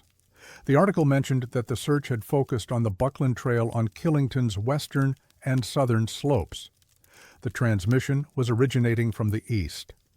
Jankowski contacted the Rutland County Sheriff's Office and shared his logs. A deputy took his statement but expressed skepticism. The search had been thorough, the deputy explained. If Lacroix had been on the eastern slopes, the teams would have found evidence. No further action was taken. The transmissions continued through December 4th, then stopped. Jankowski monitored the frequency for weeks afterward, but never heard the signal again. On May 7, 1979, a pair of hikers exploring an unmarked trail on Killington's eastern face discovered human remains in a narrow ravine approximately 2 miles from the Buckland Trail. The body was identified as Edmund Lacroix. The medical examiner determined that Lacroix had died from injuries consistent with a fall, a broken neck, and multiple fractures suggesting he had tumbled into the ravine from a rocky outcropping above. The condition of the remains indicated he had died within days of his disappearance, likely on November 11th or 12th. He had been on the opposite side of the mountain from where searchers had looked. Victor Jankowski learned of the discovery through the newspaper. He retrieved his logs from November and examined the coordinates he had estimated for the transmission source. They pointed to an area less than half a mile from where Lacroix's body had been found. He contacted the sheriff's office again, providing his documentation. This time, a detective reviewed the materials and noted the correlation in his report. The transmission source, if Jankowski's estimates are accurate, corresponds closely to the location where the victim's remains were ultimately recovered, the detective wrote. The content of the message, "They are still looking in the wrong place," appears to reference the search and rescue operation that concluded 3 days before the broadcasts began. The detective offered no explanation for who had sent the transmission or how they had known where Lacroix's body lay. Investigators attempted to identify the source of the Morse code broadcasts. They examined the ski resort's communications equipment and found no capability for Morse transmission. They interviewed amateur radio operators throughout the region and found no one who admitted to sending the signal. They searched the area where Jankowski had triangulated the source and found no transmitter, no equipment, no evidence that anyone had been there. The case file on the transmissions was never officially closed, but no further investigation was conducted. The Lacroix death was ruled accidental. The broadcasts were classified as unexplained interference and archived. Victor Jankowski continued to operate his CB station until his death in 2003. He rarely spoke publicly about the Killington transmissions, though he maintained detailed records that were later donated to a regional historical society. In a letter written to a fellow radio enthusiast in 1984, Jankowski reflected on the experience. "I have thought about those 11 nights more than I care to admit. Someone was broadcasting from that mountain. Someone knew where the professor was. Someone wanted us to find him. But by the time anyone listened, it was already too late. The message was correct. They were looking in the wrong place. And the message kept repeating, night after night, as though it was waiting for someone to understand. I understood. I just understood too late." Edmund Lacroix was buried in a small cemetery outside Middlebury in June of 1979. His colleagues remembered him as a private man who had found peace in the mountains. His academic work, which focused on questions of knowledge, perception, and the limits of human understanding, was collected and published posthumously. In one of his final essays, written in the months before his death, Lacroix explored the concept of messages that exist outside of time, communications that arrive before they are sent, or persist after their sender has ceased to exist. "We assume that information flows in one direction, from past to future, from sender to receiver," he wrote. But what if certain messages are not bound by this assumption? What if some knowledge exists independently of its source, waiting in the world for someone to discover it? The message does not require a messenger. The message simply is. He did not elaborate on what had prompted this line of thinking. The essay was published in a small academic journal in 1980. It received little attention. The Morse code transmissions from Killington Peak have never been explained. No transmitter was ever found. No sender was ever identified. The message, "They are still looking in the wrong place," remains a cipher without a key, a communication from an unknown source that knew what the searchers did not. Some researchers have suggested that Lacroix himself might have sent the transmissions, perhaps using equipment he carried with him. But no radio equipment was found with his remains, and the broadcasts continued for 11 days after his estimated time of death. Others have proposed that the transmissions were a hoax, perpetrated by someone who happened to know where the body lay. But no motive has been established, and the coordination required, broadcasting nightly from a remote mountain location in November, seems improbable for a prank. The simplest explanation is that the transmissions were exactly what they appeared to be, a message, repeated over and over, trying to correct an error that had already been made. But simple explanations do not account for everything. And somewhere on Killington Peak, in the ravine where Edmund Lacroix spent his final moments, the rocks still hold the shape of his fall. The trees still grow in the patterns that concealed him from searchers. The mountain still keeps its secrets. And if you listen on the right frequency on the right night, you might hear something that sounds like dots and dashes, a sentence repeated, a correction offered, too late to matter, but offered nonetheless.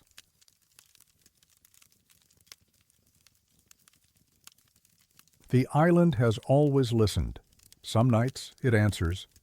Monhegan lies 10 miles off the coast of Maine, a granite outcrop rising from the Atlantic, like the back of some ancient creature frozen mid-breach. The island is barely 1.5 miles long and less than half a mile wide, its surface dominated by cathedral woods, a dense forest of spruce and fir, and by cliffs that drop more than 150 feet to the churning water below. There are no cars on Monhegan, no paved roads, no streetlights. The year-round population hovers around 65 souls, a number that swells to several hundred during the summer months when artists, tourists, and seasonal workers arrive on the daily ferry from Port Clyde. But by November, the summer people are gone. The ferry runs only 3 times a week, and Monhegan returns to its true self, isolated, windswept, and profoundly quiet. The island has attracted painters since the mid-19th century. Rockwell Kent lived here. Edward Hopper visited.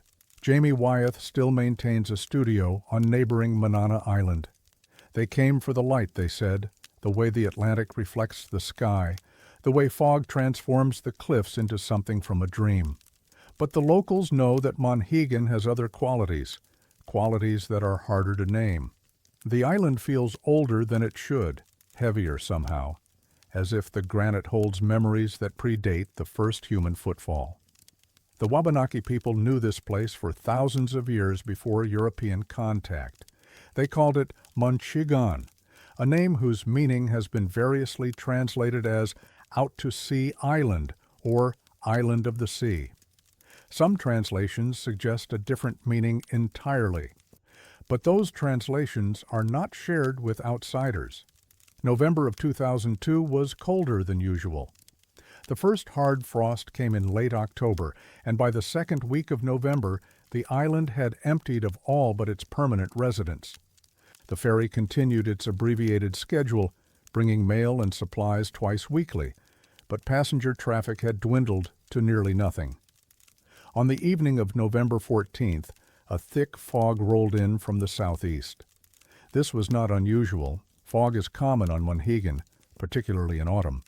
But residents later noted that this fog had a particular quality. It was dense, yes, but also strangely warm. Condensation formed on windows and doors. The air felt heavy, almost liquid.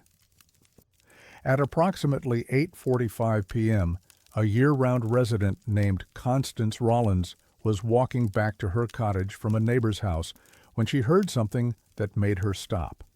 Footsteps, heavy, rhythmic, deliberate footsteps, moving somewhere in the fog to her left, toward the eastern shore where the cliffs dropped to Lobster Cove. Constance stood still and listened. The footsteps continued, unhurried, moving from north to south. She could not see their source. The fog was too thick. But the sound was unmistakable. Boots on stone, a steady cadence, like someone walking a patrol route. She called out. There was no response.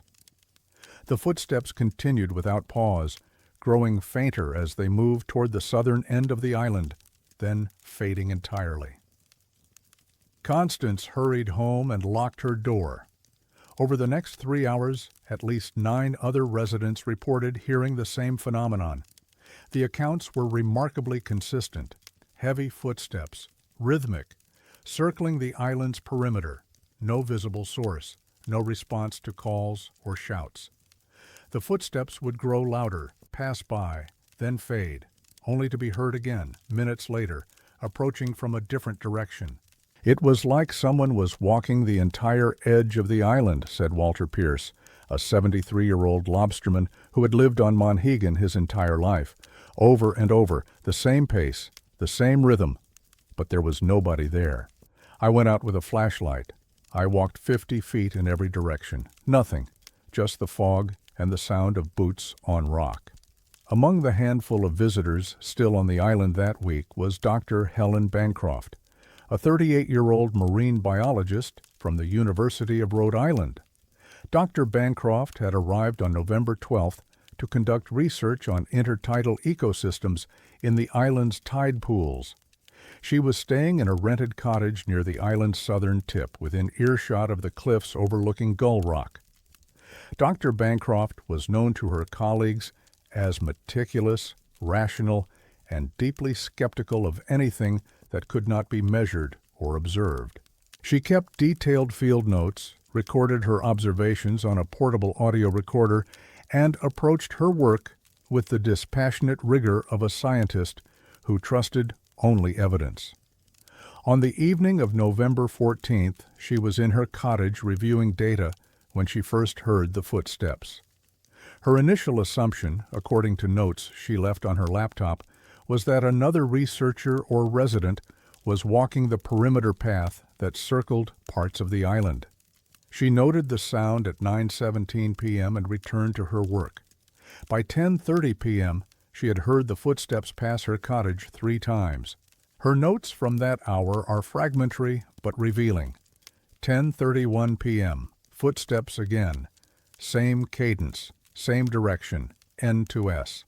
No voices, no flashlight visible, going to investigate.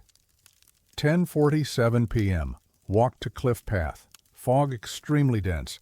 Heard footsteps to the south approximately 100 meters. Called out, no response, returning to cottage. 11:02 p.m., footsteps passing cottage again. This is the 4th pass, same rhythm exactly. Timing is consistent, approximately 22 minutes between passes. Someone is deliberately circling the island, going out with recorder. That was the last entry in her notes. Dr. Bancroft's absence was not noticed until the following morning. A neighbor who had planned to meet her for coffee at 8 a.m. found the cottage door ajar and the interior undisturbed. Dr. Bancroft's laptop was on the kitchen table. Her jacket was on its hook. Her boots, the only pair she had brought, were beside the door. She had gone out into the fog without a coat or shoes. A search was organized within the hour. Every year-round resident participated, along with 2 seasonal caretakers who had remained on the island for maintenance work. They searched the cliffs, the woods, the beaches, every path and crevice on the island. Dr. Helen Bancroft was not found. What was found at approximately 2:15 p.m. was her audio recorder. It was resting on a flat rock at the edge of Whitehead Cliff, the island's highest point, overlooking a 160-foot drop to the Atlantic. The recorder was still running. It had been recording continuously for more than 15 hours. The search team did not listen to the recording immediately. They turned off the device, marked the location, and contacted the Knox County Sheriff's Department. A deputy arrived on the afternoon ferry, collected the recorder, and transported it to the mainland for analysis. The contents of that recording have never been officially released, but portions of it were transcribed during the subsequent investigation, and those transcriptions have circulated among researchers and journalists in the years since. The recording begins at 11:04 p.m. on November 14th. The first sounds are ambient, wind, the distant crash of waves, the crunch of gravel under what are presumably Dr. Bancroft's bare feet. For approximately 6 minutes, there is nothing unusual. Dr. Bancroft can be heard breathing steadily, occasionally muttering observations to herself. Fog thicker here, path curves left. Can hear the surf below. At the 11-minute mark, she stops. Her breathing quickens slightly. Then, very clearly, the recording captures the sound of footsteps. Not her footsteps. These are heavy, rhythmic, deliberate, the same footsteps described by the island's residents. They are close, perhaps 20 or 30 feet away, and moving toward her. Dr. Bancroft does not speak.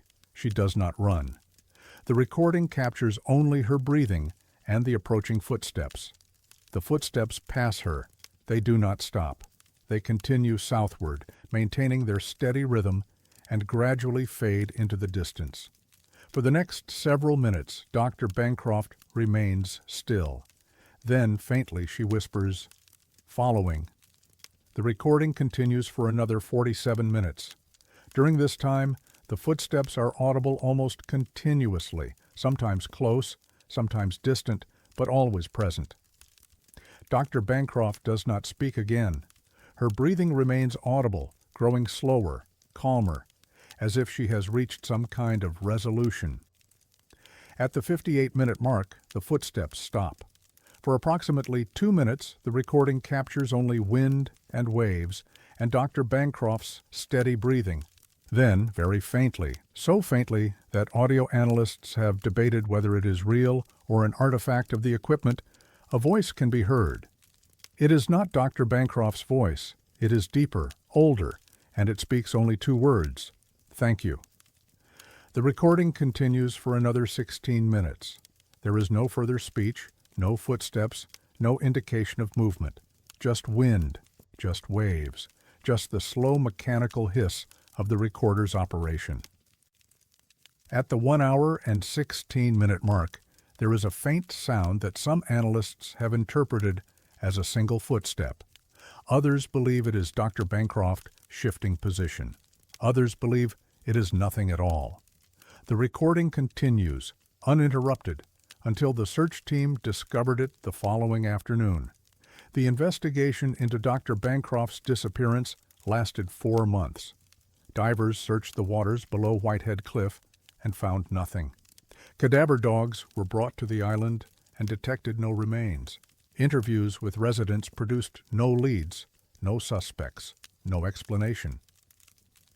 The Knox County Sheriff's Department classified the case as presumed accidental death, body not recovered. The official theory was that Dr. Bancroft had become disoriented in the fog, wandered too close to the cliff's edge, and fallen. The audio recording was not mentioned in the final report. Dr. Bancroft's family requested access to the recording and was initially denied. After a legal challenge, they were provided with a partial transcript, but not the audio itself. The transcript omitted the final 18 minutes. A Freedom of Information request filed in 2009 by a journalist from the Portland Press-Herald was denied on the grounds that the recording remained evidence in an open investigation. But the investigation had been closed since 2003. No explanation for the discrepancy was provided. The residents of Monhegan do not speak often of November 14, 2002. They do not discuss the footsteps they heard that night, or the scientist who followed them into the fog, or the recording that may or may not contain a voice that should not exist. But they remember. Constance Rollins, who heard the footsteps first, still lives on the island. She is 81 years old now and rarely speaks to outsiders. But she once told a visiting writer something that the writer later included in an article about Monhegan's history. "The island has always had walkers," Constance said. "That's what my grandmother called them, walkers." She said they come when the fog is thick, and they walk the edge of the island, and they're looking for something. She never said what. Maybe they don't know themselves. The writer asked if Constance believed her grandmother's stories. Constance was quiet for a long time. "I believe what I heard," she said finally. "I heard footsteps with no feet. I heard someone walking who wasn't there, and I heard that woman go out into the fog to find them." She paused. Maybe she did find them. Maybe that's worse. The fog still comes to Monhegan. It rolls in from the southeast, dense and damp, and transforms the island into something from a half-remembered dream. The cliffs disappear, the woods go silent, the world shrinks to the space between one breath and the next. And sometimes, on certain nights, the residents hear footsteps, heavy, rhythmic, deliberate, circling the island, looking for something or someone. They do not investigate. They do not call out. They lock their doors and wait for morning, and they do not speak of what they heard, because they remember Dr. Helen Bancroft. They remember the recording. They remember the voice that spoke from the fog, the voice that said, "Thank you," as if something had finally been given what it had been seeking for a very long time. And they wonder sometimes if the footsteps are still looking, or if they have found what they need, and are simply waiting for the next one. The disappearance of Dr. Helen Bancroft remains officially classified as accidental death, body not recovered. The Knox County Sheriff's file was closed in 2003. The audio recording has never been publicly released. Partial transcripts exist, but have not been authenticated. Monhegan Island remains inhabited. The year-round population is currently 63. The footsteps have been reported as recently as 2019. No one has followed them since.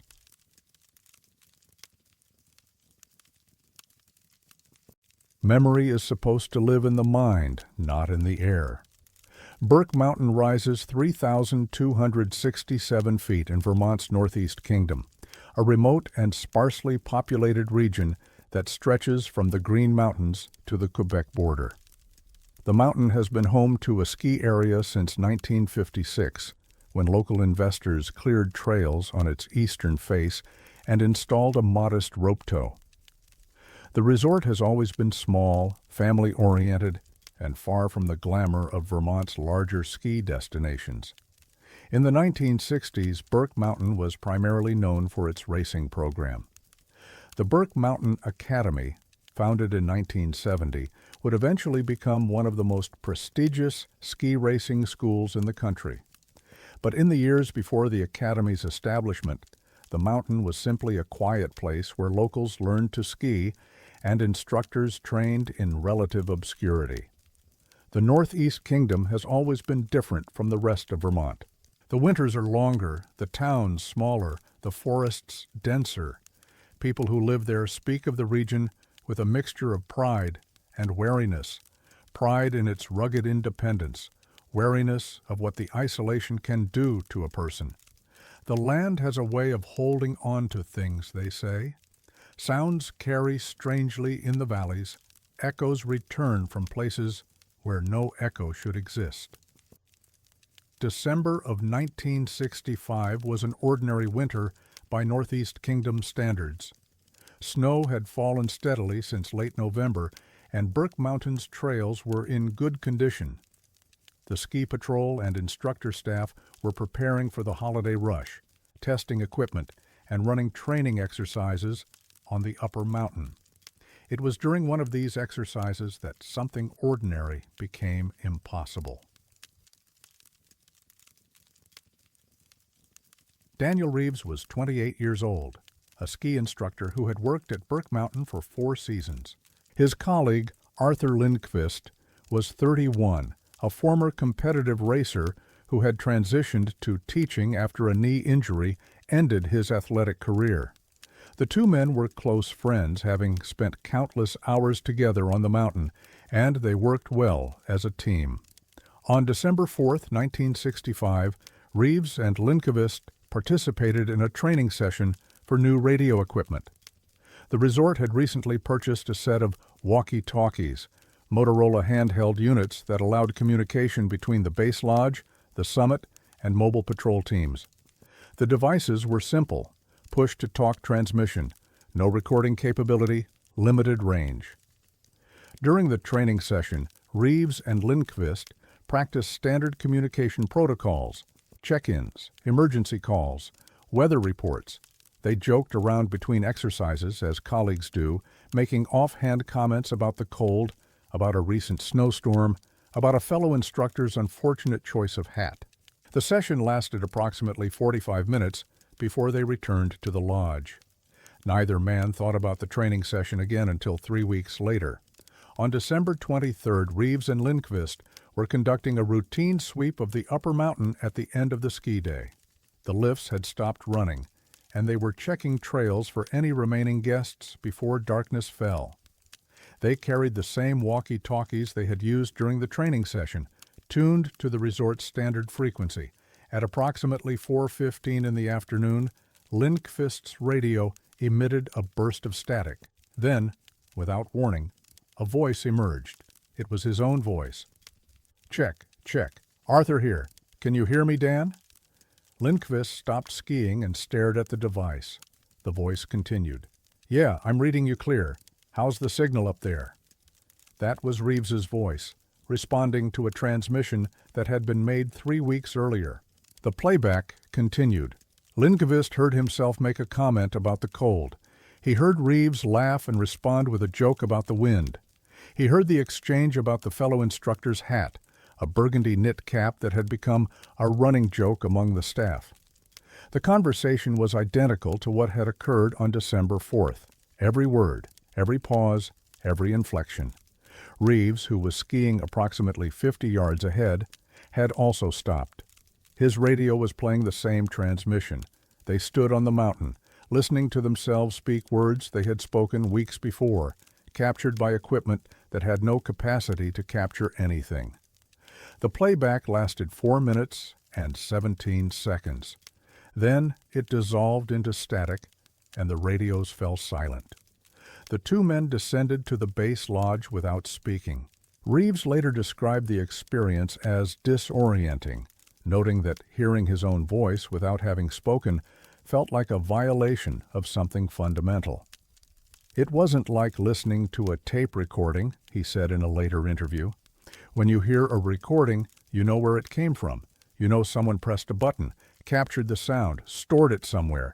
This came from nowhere. The radios didn't record. They couldn't record. But there we were, listening to a conversation we'd had 3 weeks ago, playing back like it had been waiting for us." Lindqvist was more disturbed. He examined his walkie-talkie that evening, looking for any mechanism that might explain the phenomenon. He found none. The Motorola units were basic transceivers. They converted voice to radio waves and radio waves back to voice. There was no tape, no magnetic storage, no circuitry that could retain audio beyond the moment of transmission. He contacted the resort's maintenance supervisor, a man named Howard Pelletier, who had overseen the radio equipment purchase. Pelletier confirmed that the units had no recording capability and suggested that Reeves and Lindqvist had experienced some form of atmospheric anomaly, perhaps a signal bounce off the ionosphere, a delayed reflection from a distant transmission. But the conversation they heard had never been transmitted beyond Burke Mountain. The training session had been local, low power, limited to the resort's frequency. There was no distant transmission to reflect. Reeves and Lindqvist reported the incident to Burke Mountain's management, who documented it in an internal memo, but took no further action. The memo, which surfaced decades later in the resort's archived records, described the event as an unexplained radio anomaly and recommended that staff monitor for recurrence. No recurrence was documented. But Reeves and Lindqvist were not the only ones who experienced something strange on Burke Mountain that winter. A lift operator named Constance Dubois reported hearing fragments of conversation on her radio in January of 1966, voices she recognized as belonging to instructors, speaking words that seemed familiar but that she could not place. The fragments were brief, lasting only seconds, and she dismissed them as interference. A ski patroller named William Tremblay heard what he described as an echo that came before the sound during a February sweep of the North Trails. He spoke into his radio, and before his words had finished leaving his mouth, he heard them repeated back, not after, but simultaneously, as though the mountain were speaking along with him. These reports were never formally documented. They existed only in the memories of those who experienced them, shared occasionally among staff, but never investigated. Daniel Reeves left Burke Mountain in 1968 and moved to Colorado, where he continued teaching skiing for another 2 decades. He rarely spoke of the playback incident, though he mentioned it once in a letter to a former colleague. "I've thought about it more than I should," he wrote. "The rational part of me knows it can't have happened the way I remember. Radios don't work that way. Sound doesn't work that way. But Arthur and I both heard it. We heard ourselves, speaking words we'd already spoken, on a frequency that shouldn't have been able to hold them. Either we both went crazy at the same moment, or something on that mountain captured us, captured our voices, kept them, and then, for reasons I'll never understand, gave them back." Arthur Lindqvist remained in Vermont until his death in 1994. According to his family, he never fully accepted the experience and refused to discuss it in his later years. His daughter, in a brief interview, said that her father had developed an aversion to radio equipment after the incident, preferring to communicate by telephone or in person whenever possible. "He said the mountain had a memory," she recalled. "He didn't mean it poetically, he meant it literally. He believed something up there was listening all the time, and sometimes it repeated what it heard. He never went back to Burke after he retired. He said he didn't want to hear himself again." The phenomenon has never been explained. Audio engineers have noted that certain atmospheric conditions can cause radio signals to propagate in unusual ways, skipping off the ionosphere, bouncing between terrain features, arriving at receivers long after they were transmitted. But these explanations account for delays of seconds or minutes, not weeks.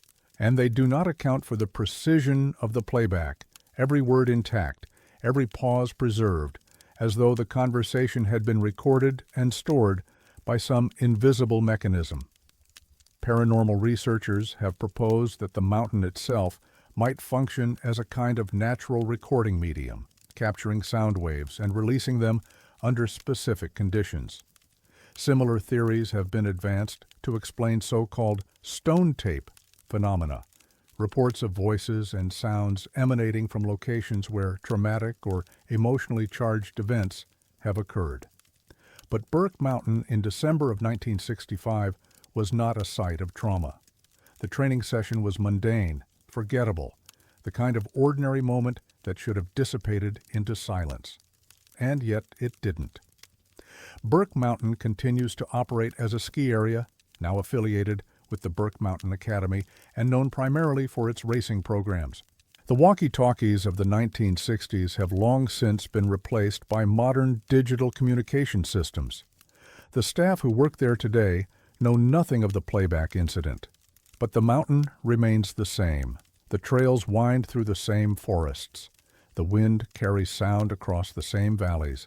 And somewhere in the air, or in the rock, or in some medium that has no name, the words spoken decades ago may still exist, waiting for the right frequency, the right conditions, the right listener. Daniel Reeves died in 2011. In his final years, he occasionally told the story to grandchildren, framing it as a mystery rather than a ghost story. "I don't know what we heard that day," he would say, "but I know it was real, and I know it was us, our voices coming back to us from somewhere we couldn't see. The mountain was speaking, and it was speaking in our words. Maybe that's all a ghost is, an echo that doesn't know it's supposed to fade." He would pause, then add, "Or maybe it knows. Maybe it just doesn't want to." The radios are silent now, but the mountain remembers.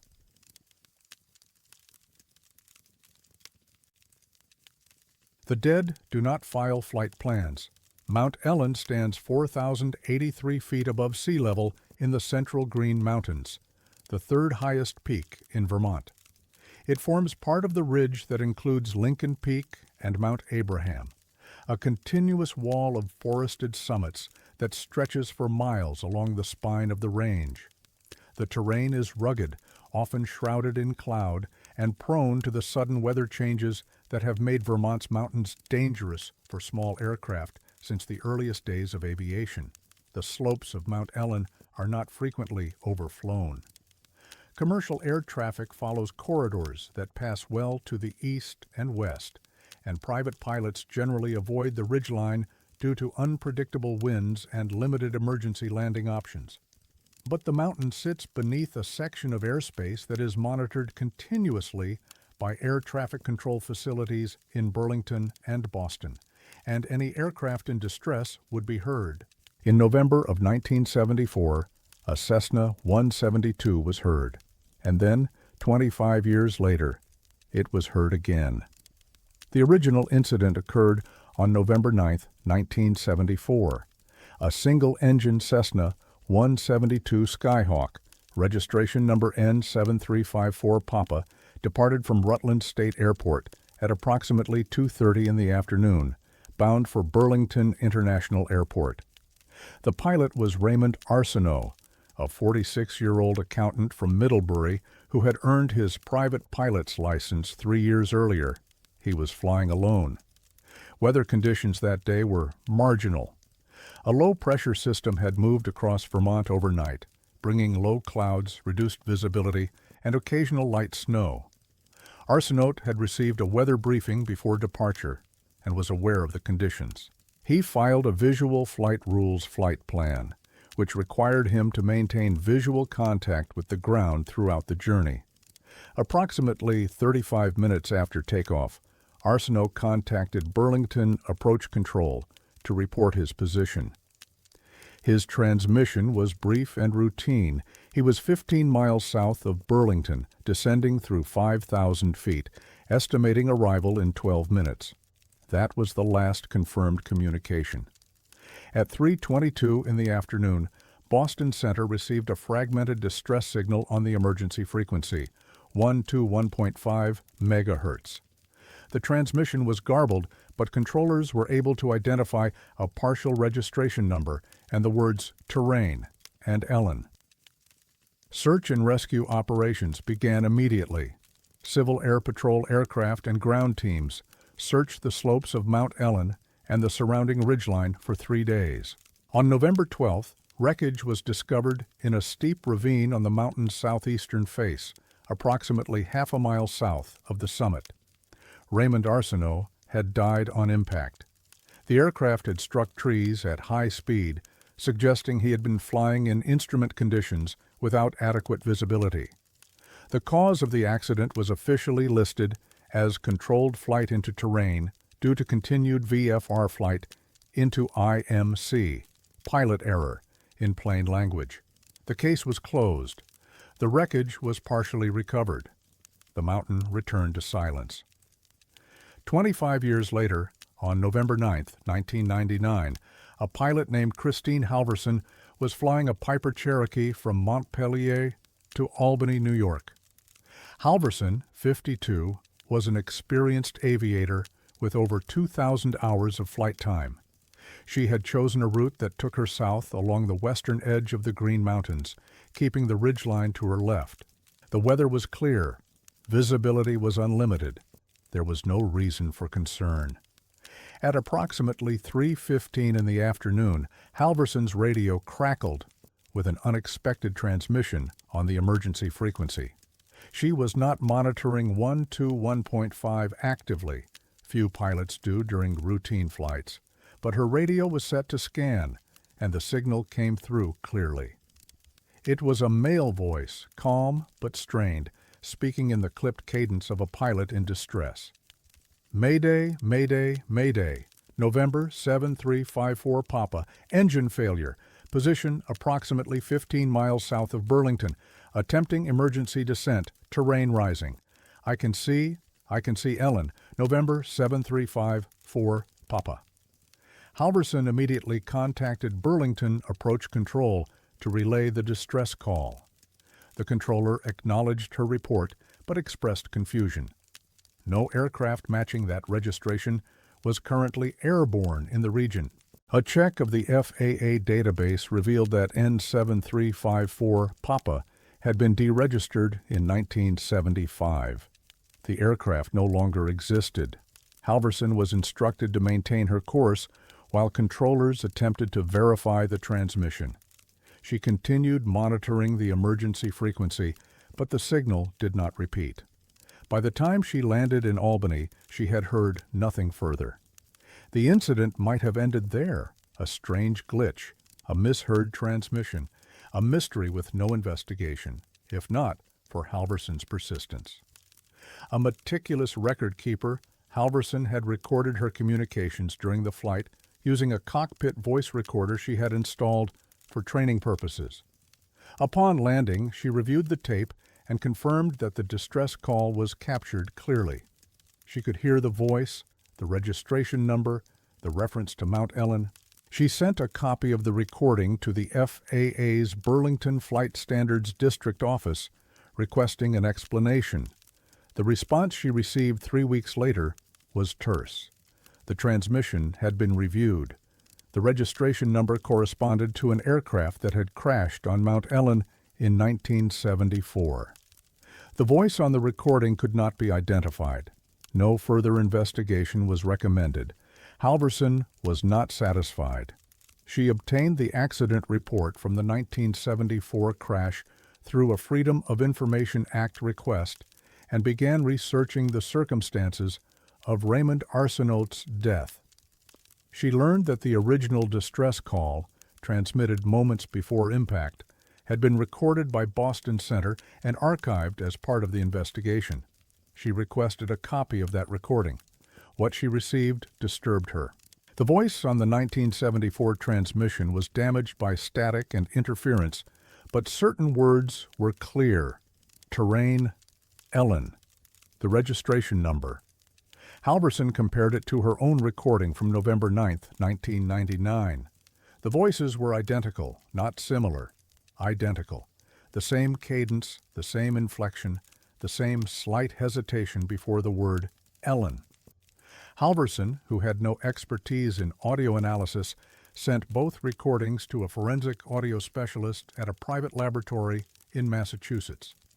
The specialist's report, delivered in February of 2000, confirmed her suspicion. The voice prints are consistent with a single speaker, the report stated.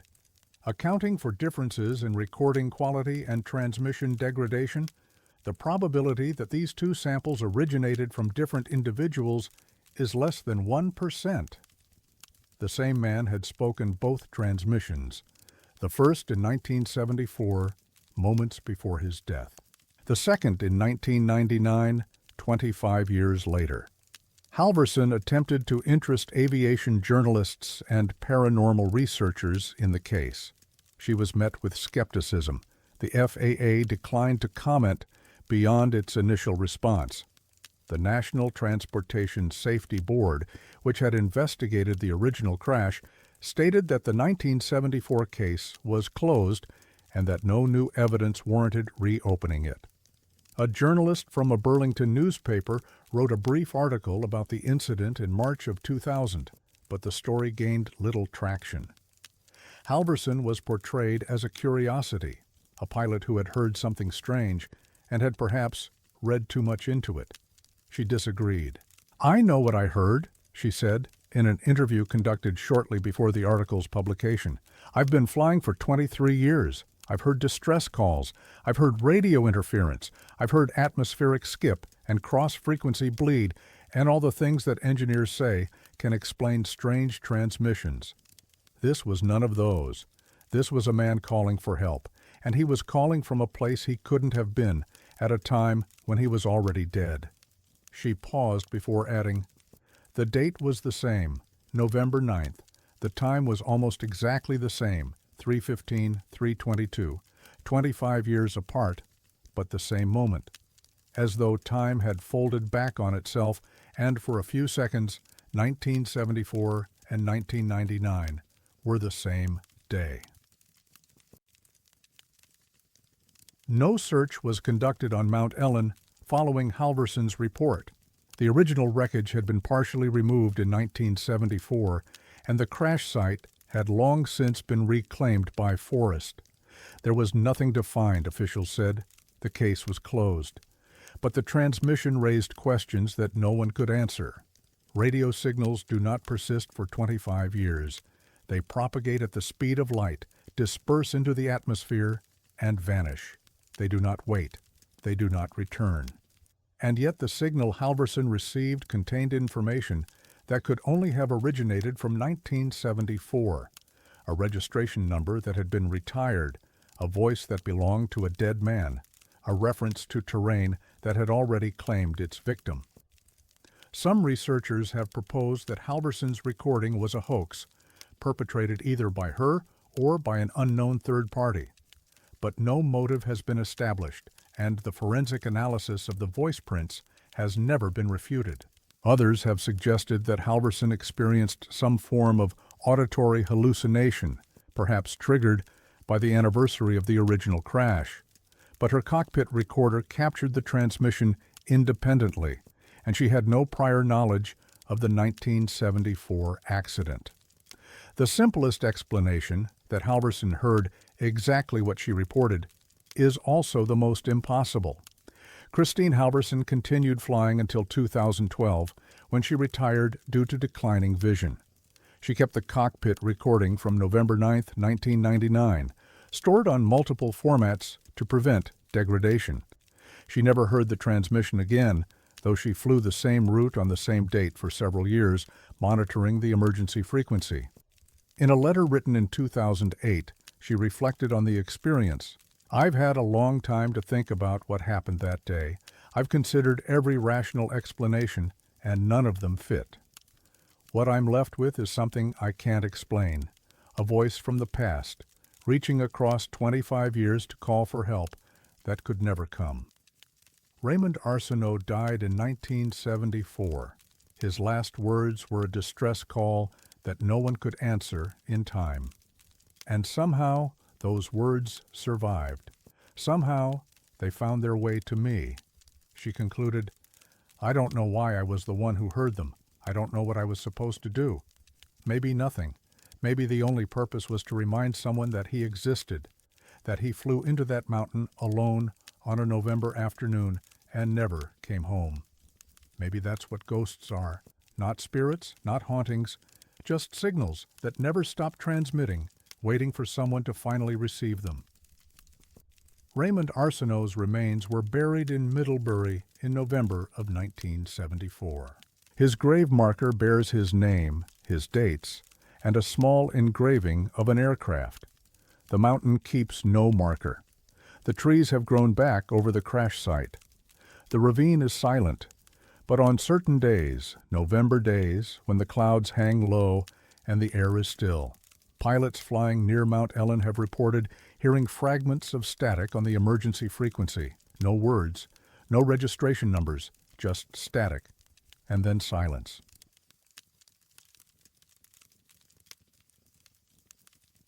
Some voices never finish what they were saying. Lincoln Gap Road climbs from the town of Lincoln on the western slope of the Green Mountains to the hamlet of Warren on the eastern side, crossing a notch at an elevation of 2,424 feet. It is one of the highest and most treacherous mountain passes in Vermont, a narrow ribbon of pavement that clings to the ridgeline before descending through switchbacks into the Mad River Valley. The road is closed each winter, usually from November through May, when snow makes passage impossible. During the months it is open, Lincoln Gap is traveled primarily by locals who know its dangers, the blind curves, the steep grades, the fog that can descend without warning. Tourists occasionally attempt the crossing, lured by guidebook descriptions of scenic views, but most turn back before reaching the summit. The road does not forgive hesitation. The gap has been a route through the mountains since before Vermont was a state. Abenaki trails followed the same path, connecting the Champlain Valley to the settlements along the eastern rivers. Colonial roads were built atop these trails in the late 18th century, and a small community developed near the summit to serve travelers making the difficult passage.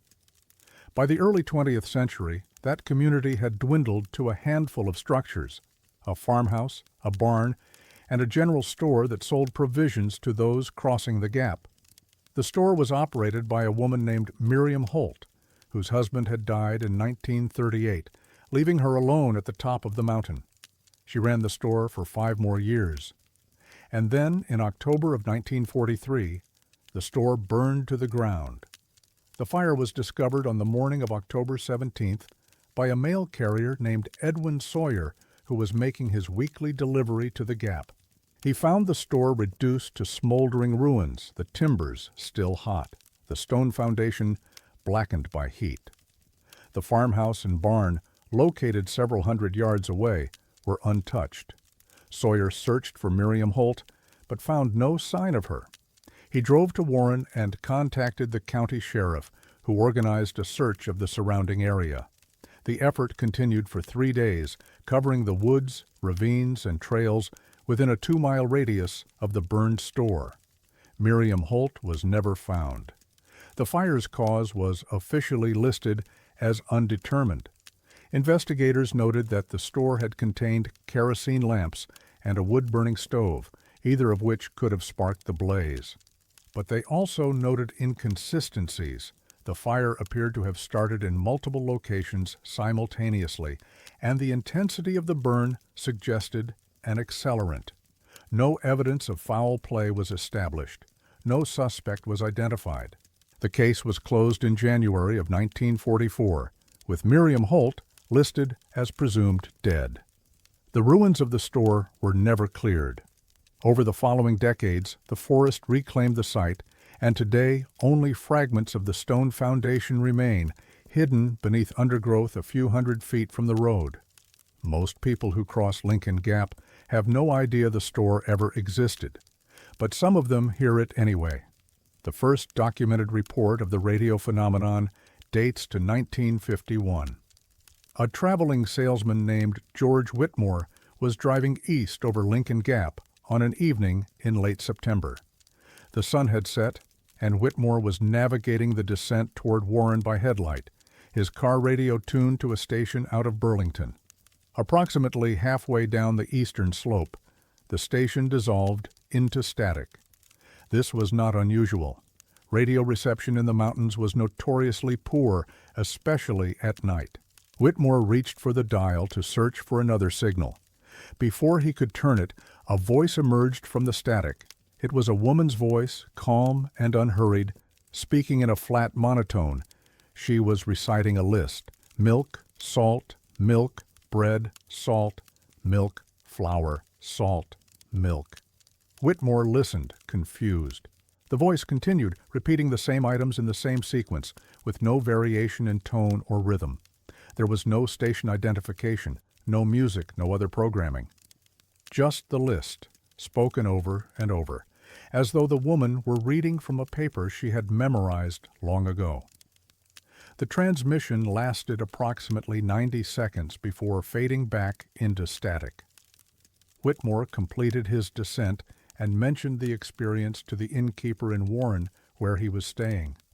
The innkeeper, an elderly man named Amos Cunningham, listened without surprise.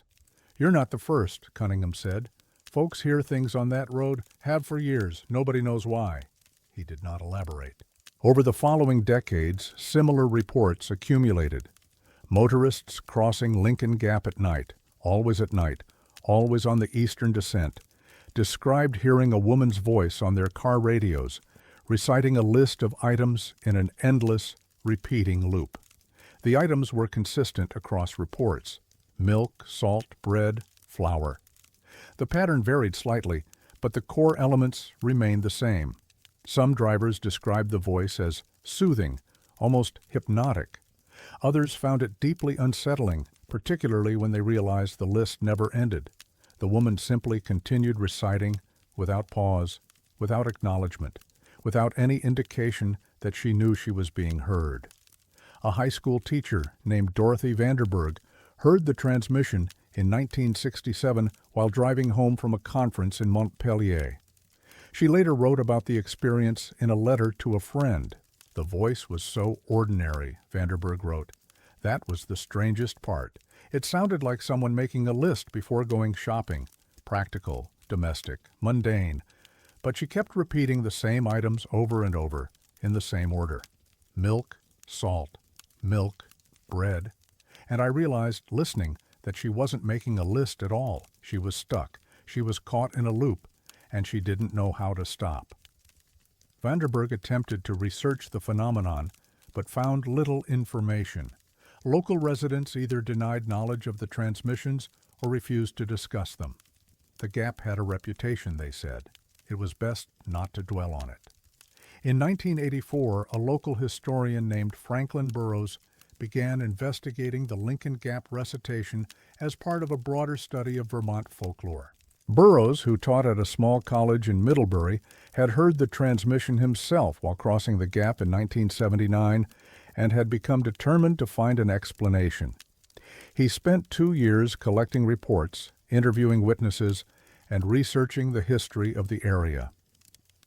His findings were compiled in a manuscript that was never published, but that survives in the archives of the Vermont Historical Society. Burroughs traced the reports back to the late 1940s, within 5 years of the fire that destroyed the general store. The earliest witness he could identify was a farmer named Hollis Tremont, who had heard the recitation in September of 1948 while driving home from a livestock auction. A woman reading off her shopping, Tremont had told a neighbor at the time. Same things, over and over. I thought the radio was broken. Burroughs also researched Miriam Holt, the store's owner who had disappeared the night of the fire. He found her mentioned in census records, property deeds, and a handful of local newspaper articles. She had been 53 years old at the time of her disappearance, a respected member of the small community, known for her practical nature and her meticulous record-keeping. According to one account, she kept a ledger at the store in which she tracked inventory, noting items that needed to be restocked. The ledger was never recovered from the fire. Burroughs speculated, without evidence, that the recitation heard on Lincoln Gap Road might somehow be connected to this ledger. The items listed, milk, salt, bread, flour, were staples that any general store would have carried. The repetitive pattern suggested a mind focused on routine, on the small details of daily commerce. If Miriam Holt died in that fire, Burroughs wrote, she may have been thinking of her store in her final moments, the inventory she needed to order, the list she had not yet completed. And perhaps, though this strains credulity, some part of that thought persists, some echo of her voice, caught in the gap, repeating what she never had the chance to finish. Burroughs' manuscript was rejected by 3 publishers, who found the subject matter too speculative for serious historical work. He died in 1991, and his research was donated to the Historical Society by his widow. The transmissions have continued. A software engineer named Rachel Gustafson heard the recitation in 2009 while driving to a wedding in Waitsfield. She recorded a fragment on her phone, approximately 40 seconds of a woman's voice, barely audible beneath the static, listing items in a slow, mechanical rhythm. Milk, salt, milk, bread, salt, milk, flour. Gustafson posted the recording online, where it attracted modest attention from paranormal enthusiasts. Audio analysis revealed little. The voice was too degraded to match against any known sample, and the frequency characteristics were consistent with standard AM radio transmission. But AM radio stations do not broadcast grocery lists, and no station in Vermont or neighboring states has ever claimed responsibility for the signal. The site of the general store can still be found if you know where to look. It lies approximately 200 feet north of Lincoln Gap Road, on a small rise that was once cleared for the building and its outbuildings. The stone foundation is visible beneath the leaf litter, its edges softened by decades of frost and growth. There is no marker, no sign, no indication that anything of significance happened there. Miriam Holt has no grave. Her body was never found, and after a statutory period, she was declared legally dead. She left no children, no close relatives, no one to remember her, except in the fragmentary records of a vanished community. But her voice, if it is her voice, continues. Motorists still report hearing the recitation on Lincoln Gap Road, always at night, always on the descent. The words are always the same. The pattern never varies. The list never ends. Milk, salt, milk, bread, salt, milk. Some who hear it describe a feeling of sadness, as though the voice is not haunting, but grieving, mourning a life interrupted, a task left incomplete, a routine that was supposed to continue forever. Others describe something closer to dread. She's not reading a list, one witness said. She's trying to remember something, trying to hold on to something, but she can't. She keeps saying the same words because she's forgotten what comes next. She's been forgotten what comes next for 80 years. The gap remains open from May through November. The road is narrow, the curves are sharp, and the fog rolls in without warning. And if you cross at night with your radio on, you might hear a station that doesn't exist. A woman's voice, calm and patient, reciting words that no longer mean anything, except to her.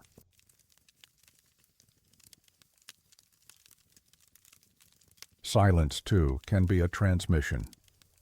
Mount Ascutney rises 3,150 feet above the Connecticut River Valley in southeastern Vermont, a solitary peak that stands apart from the main spine of the Green Mountains.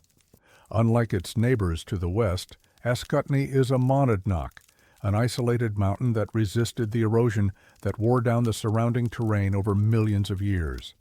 It stands alone, visible for miles in every direction, a landmark that has guided travelers since before recorded history.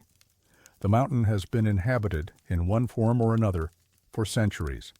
A carriage road was built to the summit in 1855, and a stone observation tower was constructed in 1920. The Civilian Conservation Corps developed trails during the 1930s, and today the mountain is home to a state park that attracts hikers, campers, and tourists throughout the year. But for 7 years in the 1980s, something on Mount Ascutney was interfering with the invisible infrastructure of modern life, the radio waves and television signals that connected the valley to the outside world, and no one could explain why. The first complaint was filed in March of 1982 by the chief engineer of WCAX-TV, a CBS affiliate based in Burlington with a transmitter serving the Upper Valley region. The engineer, a man named Donald Kessler, had been monitoring signal quality when he noticed an anomaly. Every night at precisely 11:47, the station's broadcast experienced a 30-second disruption.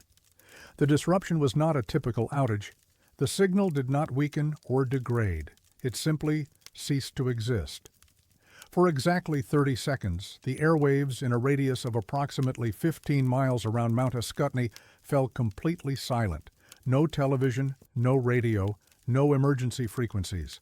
Then, at 11:47 and 30 seconds, the signals returned as though nothing had happened. Kessler documented the phenomenon for 2 weeks before contacting the Federal Communications Commission. His report was detailed, technical, and bewildered. In 23 years of broadcast engineering, I have never observed anything like this, he wrote. The signal is not being jammed. Jamming produces noise, interference, a competing signal. This is the opposite. Something is creating a zone of absolute silence. Something is erasing the airwaves. The FCC assigned an investigator named Patricia Moreno to examine the complaint. Moreno, who worked out of the agency's Boston field office, arrived in Windsor County in April of 1982. Moreno spent 3 weeks in the area using portable monitoring equipment to map the extent and characteristics of the dead zone. Her findings confirmed Kessler's report. Every night at 11:47, all radio and television frequencies within approximately 15 miles of Mount Ascutney experienced a complete cessation of signal for exactly 30 seconds. The phenomenon was consistent across the spectrum: AM, FM, VHF, UHF. It affected commercial broadcasts, amateur radio operators, emergency services, and even the background electromagnetic noise that normally permeates the atmosphere. For 30 seconds each night, the airwaves around Mount Ascutney were perfectly, unnaturally still. Moreno triangulated the apparent source of the disruption to a location on the mountain's southwestern slope at an elevation of approximately 2,400 feet. She hiked to the site on April 22nd, accompanied by a park ranger named Thomas Ostrowski. They found nothing. The location was a small clearing in the forest, unremarkable in every way. There were no structures, no equipment, no evidence that anyone had been there recently. Moreno examined the area with a portable spectrum analyzer and detected no unusual electromagnetic activity. The source appears to be exactly here, she wrote in her report, but there is nothing here to produce it. No transmitter, no antenna, no power source, just trees, rock, and soil.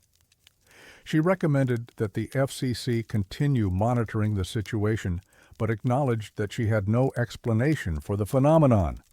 The dead zone continued. Over the following years, residents of the Connecticut River Valley became accustomed to the nightly disruption.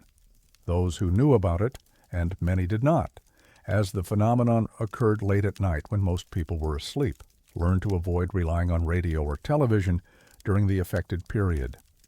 Emergency services developed protocols to account for the 30-second blackout. Local amateur radio operators were particularly interested in the phenomenon.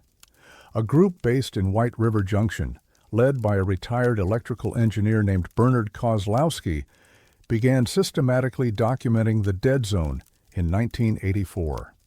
They recorded the exact timing, mapped the boundaries, and attempted to identify any patterns or variations. Their findings were consistent. The dead zone occurred every night, without exception, at 11:47 and 0 seconds. It lasted exactly 30 seconds. It affected all frequencies equally, and it appeared to originate from the same location on Mount Ascutney's southwestern slope. Kozlowski attempted to correlate the phenomenon with external factors: solar activity, atmospheric conditions, military exercises, industrial operations. He found nothing. The dead zone occurred regardless of weather, season, or time of year. It occurred during solar maxima and solar minima. It occurred when the nearest military installation was inactive and when it was conducting exercises. The phenomenon appears to be entirely self-contained, Kozlowski wrote in a letter to the FCC in 1986. It does not respond to any external variable we have been able to identify. It simply happens, every night, without fail, as though something on that mountain has been programmed to create silence at that exact moment. He added, "I have been an engineer for 34 years. I do not believe in the supernatural, but I am forced to admit that I have no natural explanation for what is occurring on Mount Ascutney." The FCC conducted 2 additional investigations in 1985 and 1988. Neither produced results. The agency's official position was that the phenomenon was caused by an unknown natural source, perhaps a geological formation that briefly absorbed electromagnetic energy, or an atmospheric condition specific to the mountain's location. No one found this explanation satisfying. In 1987, a journalist named Louise Thibodeau wrote an article about the dead zone for a regional magazine.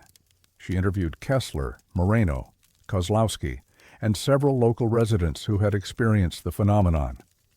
The article was titled "The Ascutney Silence" and brought modest national attention to the mystery. One of those who read the article was a man named Richard Eklund.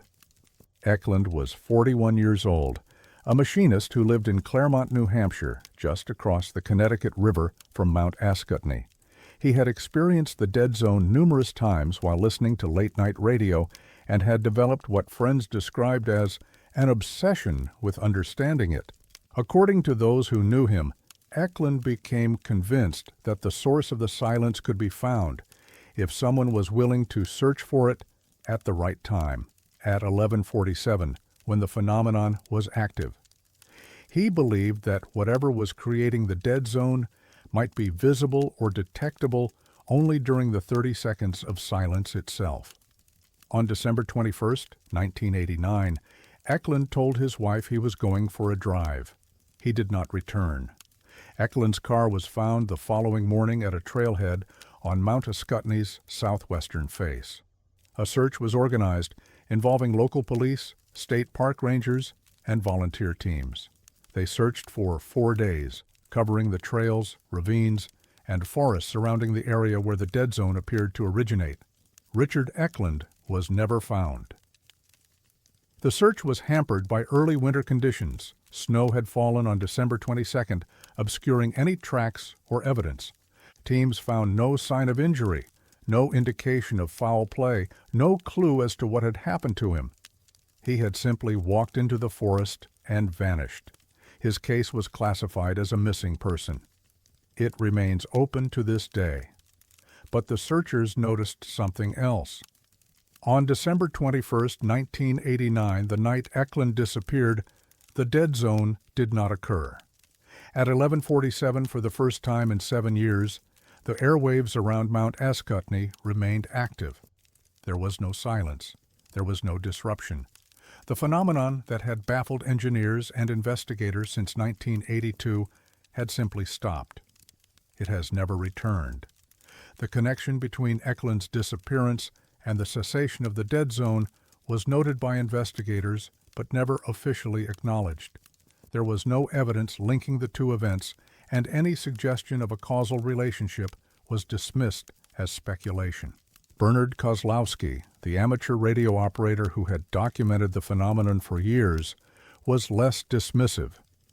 "The dead zone occurred every single night for 7 years," he said in an interview in 1991. 2,555 consecutive nights. And then, on the same night that a man disappears while searching for its source, it stops. Forever. Either that is the most extraordinary coincidence in the history of electromagnetic phenomena, or there is a connection we do not understand. He paused before adding, "I spent years trying to find a natural explanation for the Ascutney silence. I never found one. And now I am left with an even more troubling question. Not what was causing the silence, but why it stopped. What happened on December 21st that changed things? What did Richard Eklund find?" Kozlowski died in 2004. His documentation of the dead zone, comprising hundreds of pages of logs, measurements, and correspondence, was donated to the University of Vermont's Engineering Library. Patricia Moreno, the FCC investigator who had first examined the phenomenon, retired in 1997. In a letter to a colleague written shortly before her retirement, she reflected on the Ascutney case. "I investigated hundreds of interference complaints during my career," she wrote. "Most had simple explanations: faulty equipment, unlicensed transmitters, atmospheric anomalies. The Ascutney silence had none of these. It was clean, precise, and impossible. And when it ended in a way that raised more questions than it answered." She concluded, "I do not know what created that silence. I do not know why it stopped. And I do not know what happened to Richard Eklund. But I have come to believe that these three mysteries are, in some way I cannot articulate, the same mystery. Something on that mountain was waiting. For 7 years it waited. And then, on the longest night of the year, it found what it was waiting for." Mount Ascutney remains a popular destination for hikers and tourists. The state park is well maintained, the trails clearly marked, the summit accessible by foot or by a paved road that winds to a parking area near the top. Thousands of visitors climb the mountain each year without incident. The southwestern slope, where the dead zone once originated, is unmarked. There is no sign, no memorial, no indication that anything unusual ever occurred there. The clearing that Patricia Moreno found in 1982 is overgrown now, indistinguishable from the surrounding forest. Richard Eklund's wife moved away from Claremont in 1993. She never remarried. She never spoke publicly about her husband's disappearance. And every night at 11:47, the airwaves around Mount Ascutney carry their usual signals: radio stations, television broadcasts, the ambient noise of modern communication. The silence is gone. But some who live in the valley still pause at that hour, listening, waiting to see if the quiet will return, waiting to see if the mountain has more to say.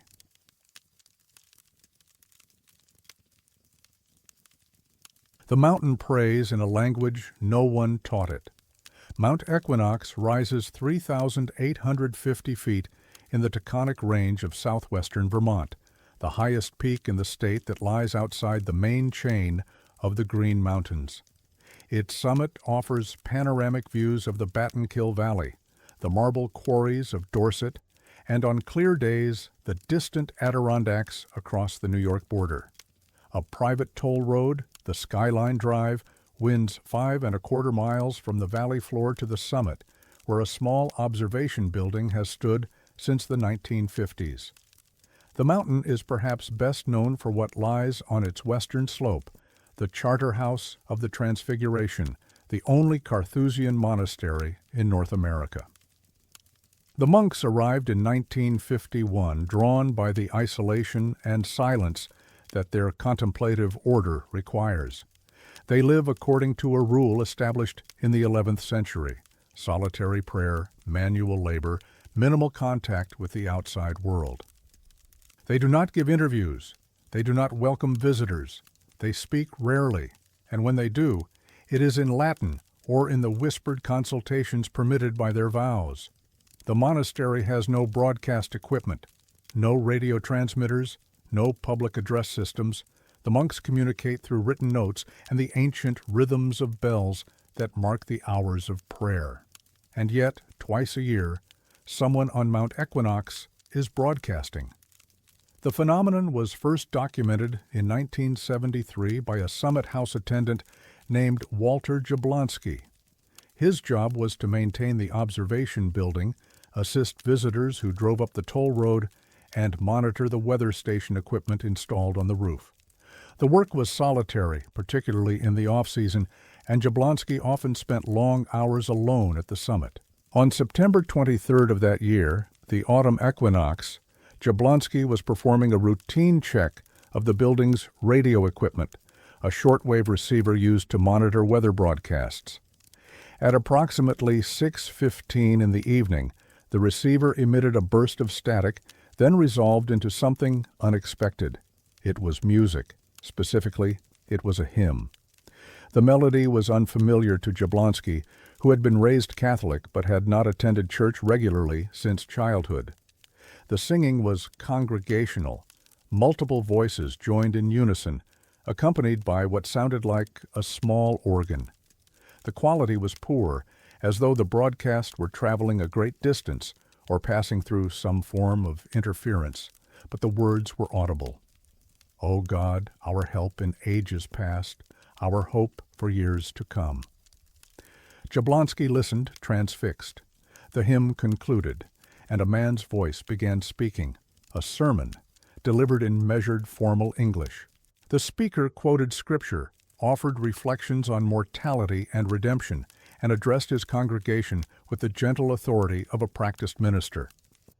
The broadcast lasted approximately 18 minutes.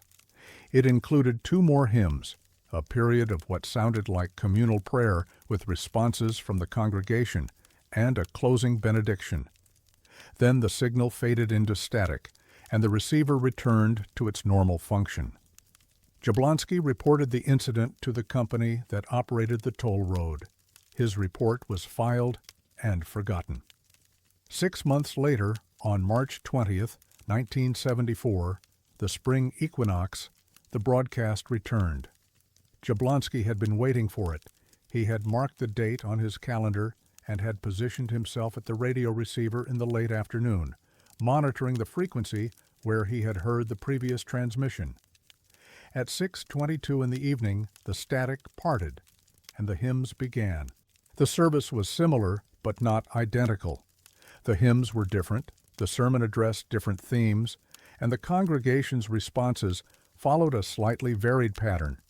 But the format was the same, a Protestant service conducted in English, with music that sounded distinctly old-fashioned. Jablonski recorded the broadcast using a portable cassette recorder. The tape, which still exists in a private collection, captures approximately 15 minutes of audio before the batteries failed. The quality is poor, but the content is unmistakable. Hymns, a sermon, and the murmured responses of a congregation that sounds both distant and deeply present.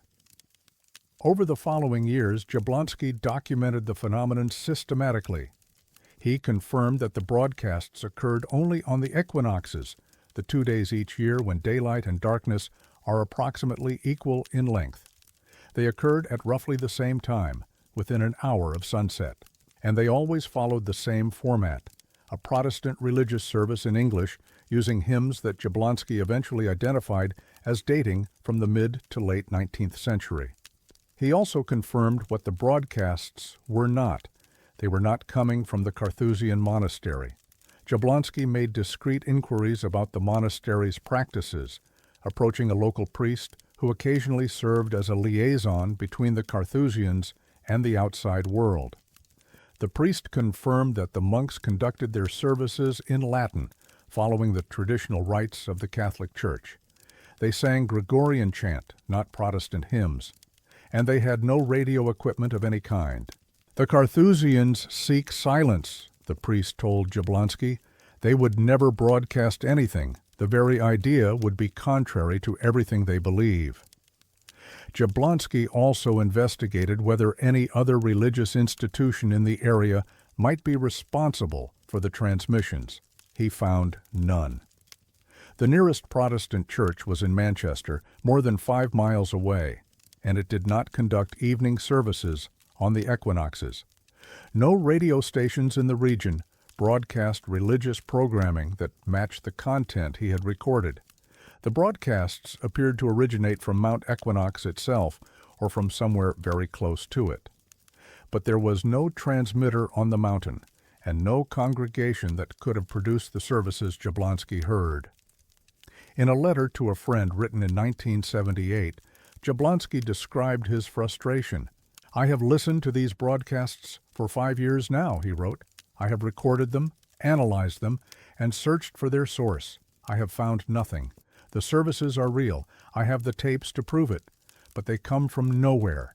They are conducted by no one, and they praise a God in a language that the only religious community on this mountain does not speak." Walter Jablonski retired in 1985.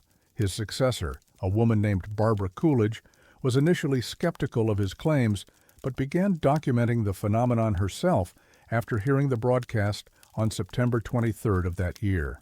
"I thought Walter was exaggerating," Coolidge said in a later interview. "Lonely old man on a mountain, hearing things. But I was there on the equinox, and I heard it myself. The hymns, the sermon, the congregation. It was like listening to a service from another century." Coolidge attempted to identify the hymns using hymnals from the Manchester Public Library.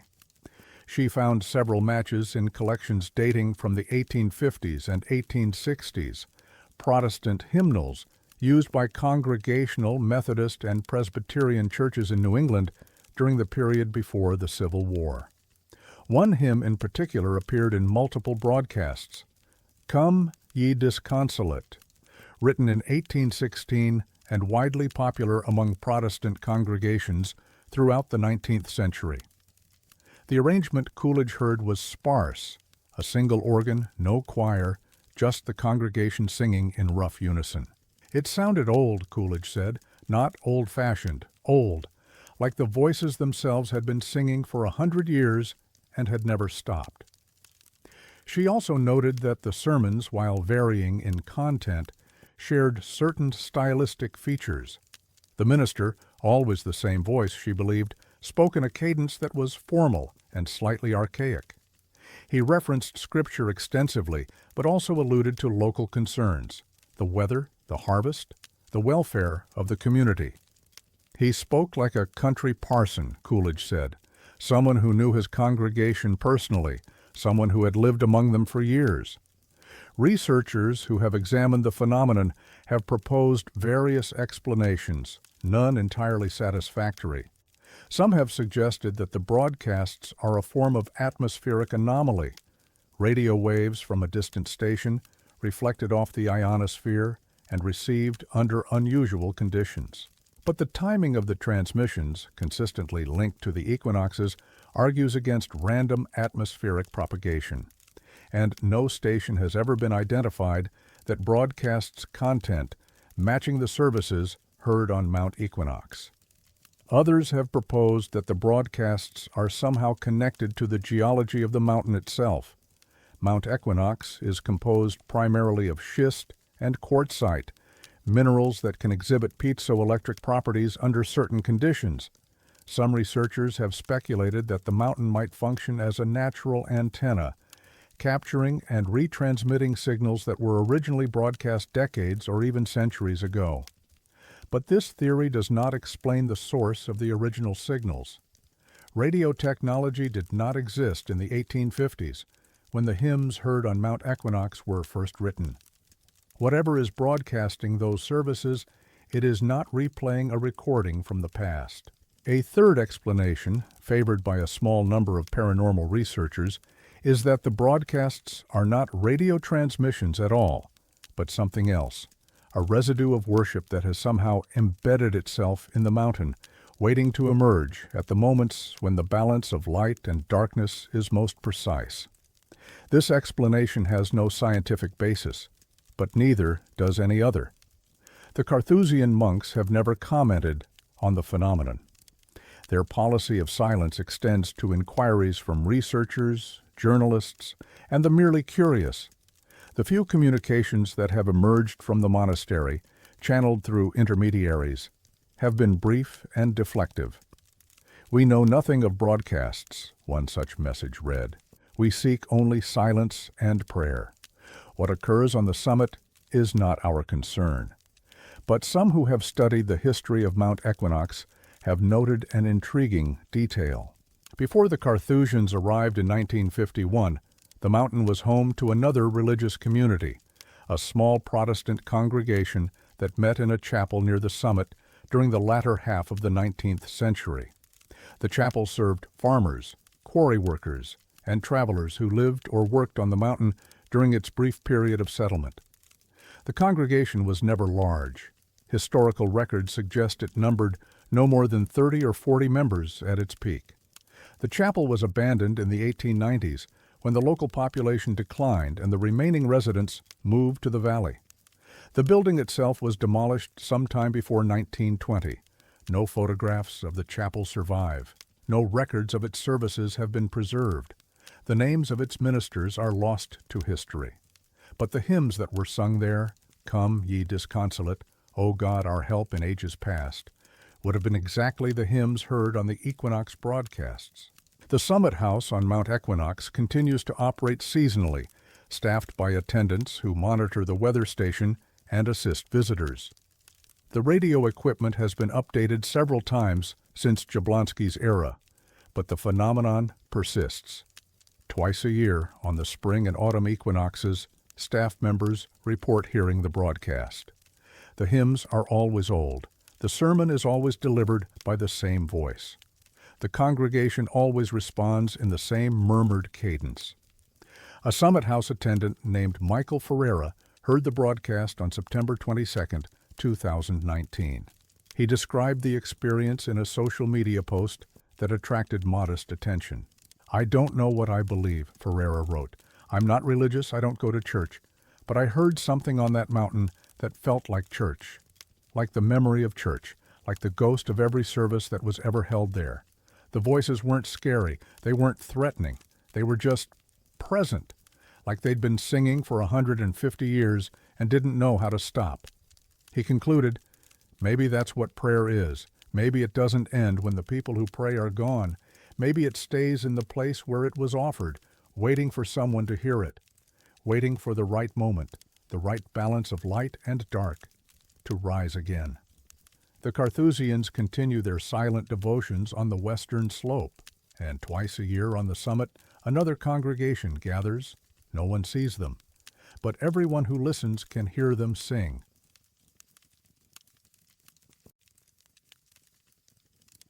Coordinates are supposed to lead somewhere that exists. Stowe Hollow lies in the shadow of Mount Mansfield, tucked into a narrow valley that runs southeast from the village of Stowe toward the Worcester Range.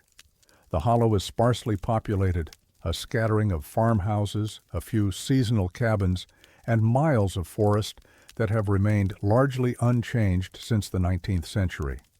The roads are unpaved in places, the cell service unreliable, and the terrain difficult enough that even locals sometimes lose their bearings. The Stowe Mountain Rescue Team has operated in this landscape since 1978, responding to lost hikers, injured skiers, and the occasional climber who underestimates the severity of Vermont's weather. The team is composed entirely of volunteers, nurses, teachers, carpenters, retirees, who train year-round to navigate the backcountry and bring people home. In October of 2003, they were conducting a routine training exercise in Stowe Hollow when they received a transmission that would lead them somewhere no one had been in a very long time. The exercise was scheduled for the weekend of October 11th, a Saturday chosen for its mild weather and clear skies. 12 team members participated, divided into groups tasked with practicing grid searches, radio communication, and GPS navigation. The terrain was familiar, Most of the volunteers had hiked the hollow dozens of times, but the exercise required them to treat it as unknown ground, systematically searching for a simulated victim hidden somewhere in the forest.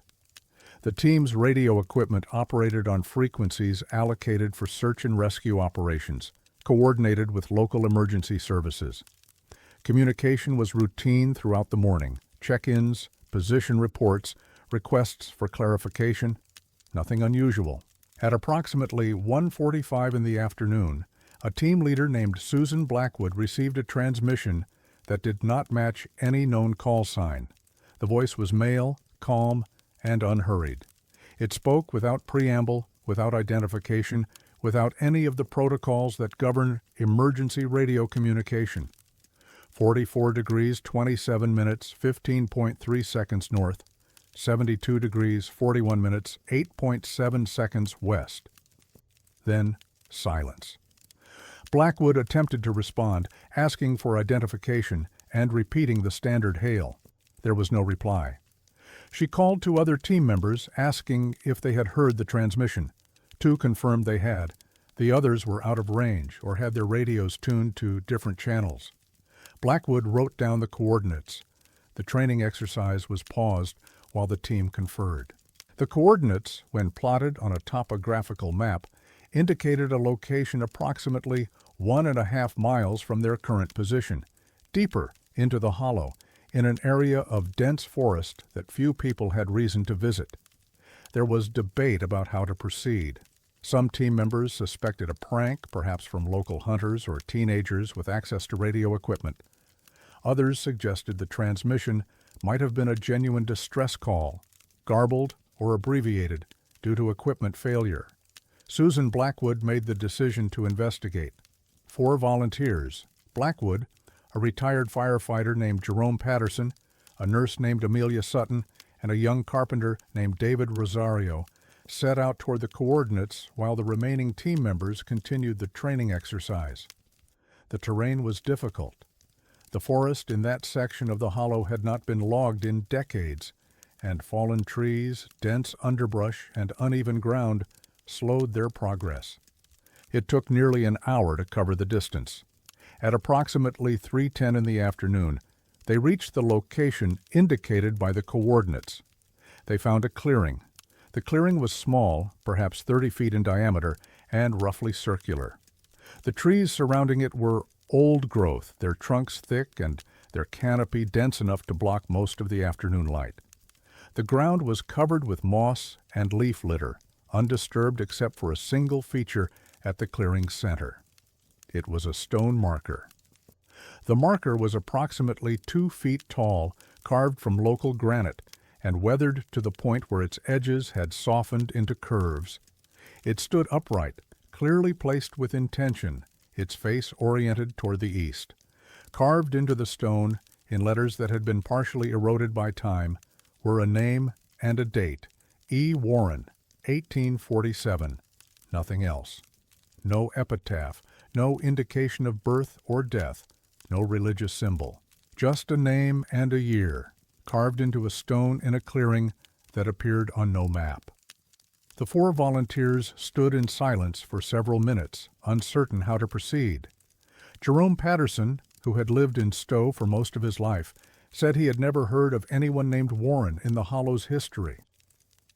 Amelia Sutton photographed the marker from multiple angles using a disposable camera she carried for documentation purposes. David Rosario noticed something else. The moss around the base of the marker had been recently disturbed. Someone had been there before them, and recently. The team reported their discovery to local authorities upon returning to Stowe. A deputy from the Lamoille County Sheriff's Office accompanied them back to the site the following day to document the marker and assess whether it constituted evidence of a crime. The deputy, a man named Franklin Howell, determined that the marker was likely a grave marker, though no remains were visible and no excavation was conducted. He noted the coordinates, photographed the site, and filed a report recommending further investigation. The investigation stalled almost immediately. County records contained no reference to anyone named E. Warren in Stowe, Stowe Hollow, or the surrounding towns. Census data from 1840, 1850, and 1860 showed no Warren family in Lamoille County. Land records, tax rolls, and church registries were equally silent. A local historian named Margaret Ouellet was consulted. She searched genealogical databases, cemetery records, and the archives of the Vermont Historical Society. She found no evidence that anyone named E. Warren had ever lived, died, or been buried in the region. "It's as though this person didn't exist," Ouellet said in an interview. "But the marker exists. Someone carved that name. Someone placed that stone. In 1847, or shortly after, someone thought E. Warren was worth remembering." The question of who had transmitted the coordinates remained unanswered.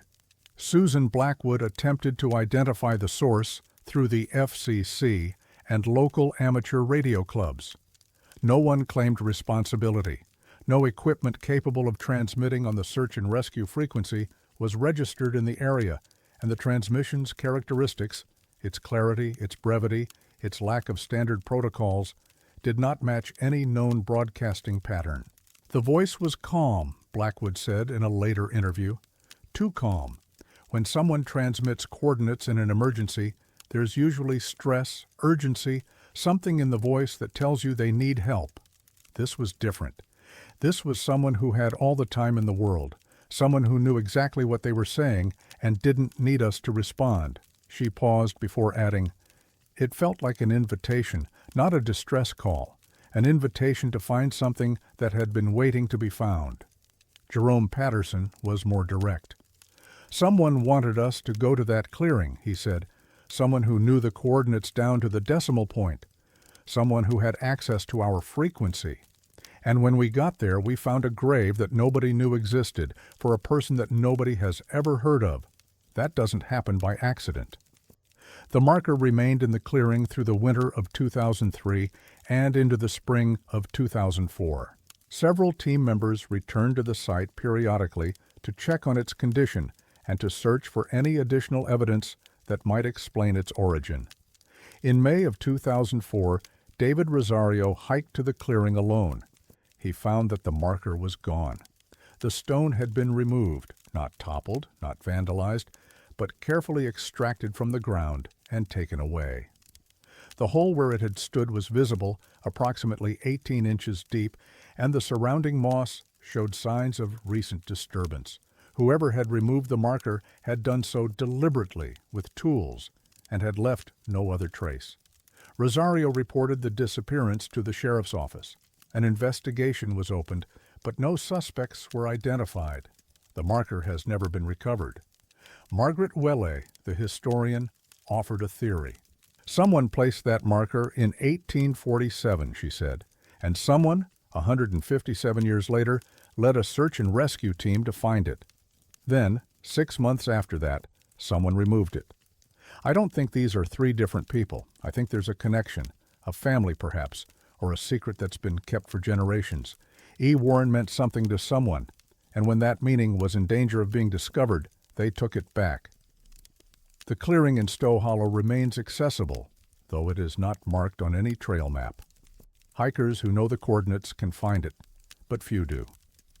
The site is unremarkable without the marker, just a small gap in the forest, carpeted with moss, silent except for the sounds of wind and birdsong.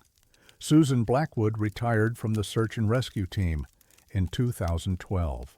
She kept the notes she had made on the day of the transmission, including the coordinates and a transcript of the voice she had heard. "I still think about it," she said in a recent conversation. "Not every day, but often. Who was E. Warren? Why was the marker there? Who transmitted those coordinates? And how did they know we would be listening? And why, after all those years of being hidden, was the marker removed as soon as someone found it?" She shook her head. "I don't have answers. I don't think I ever will.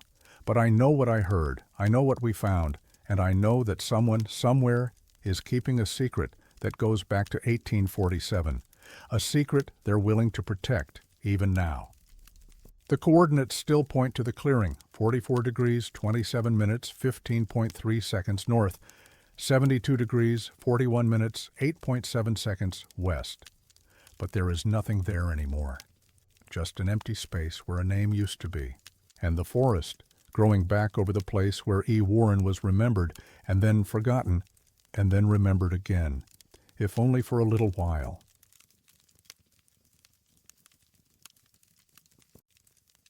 Some children never stop walking home.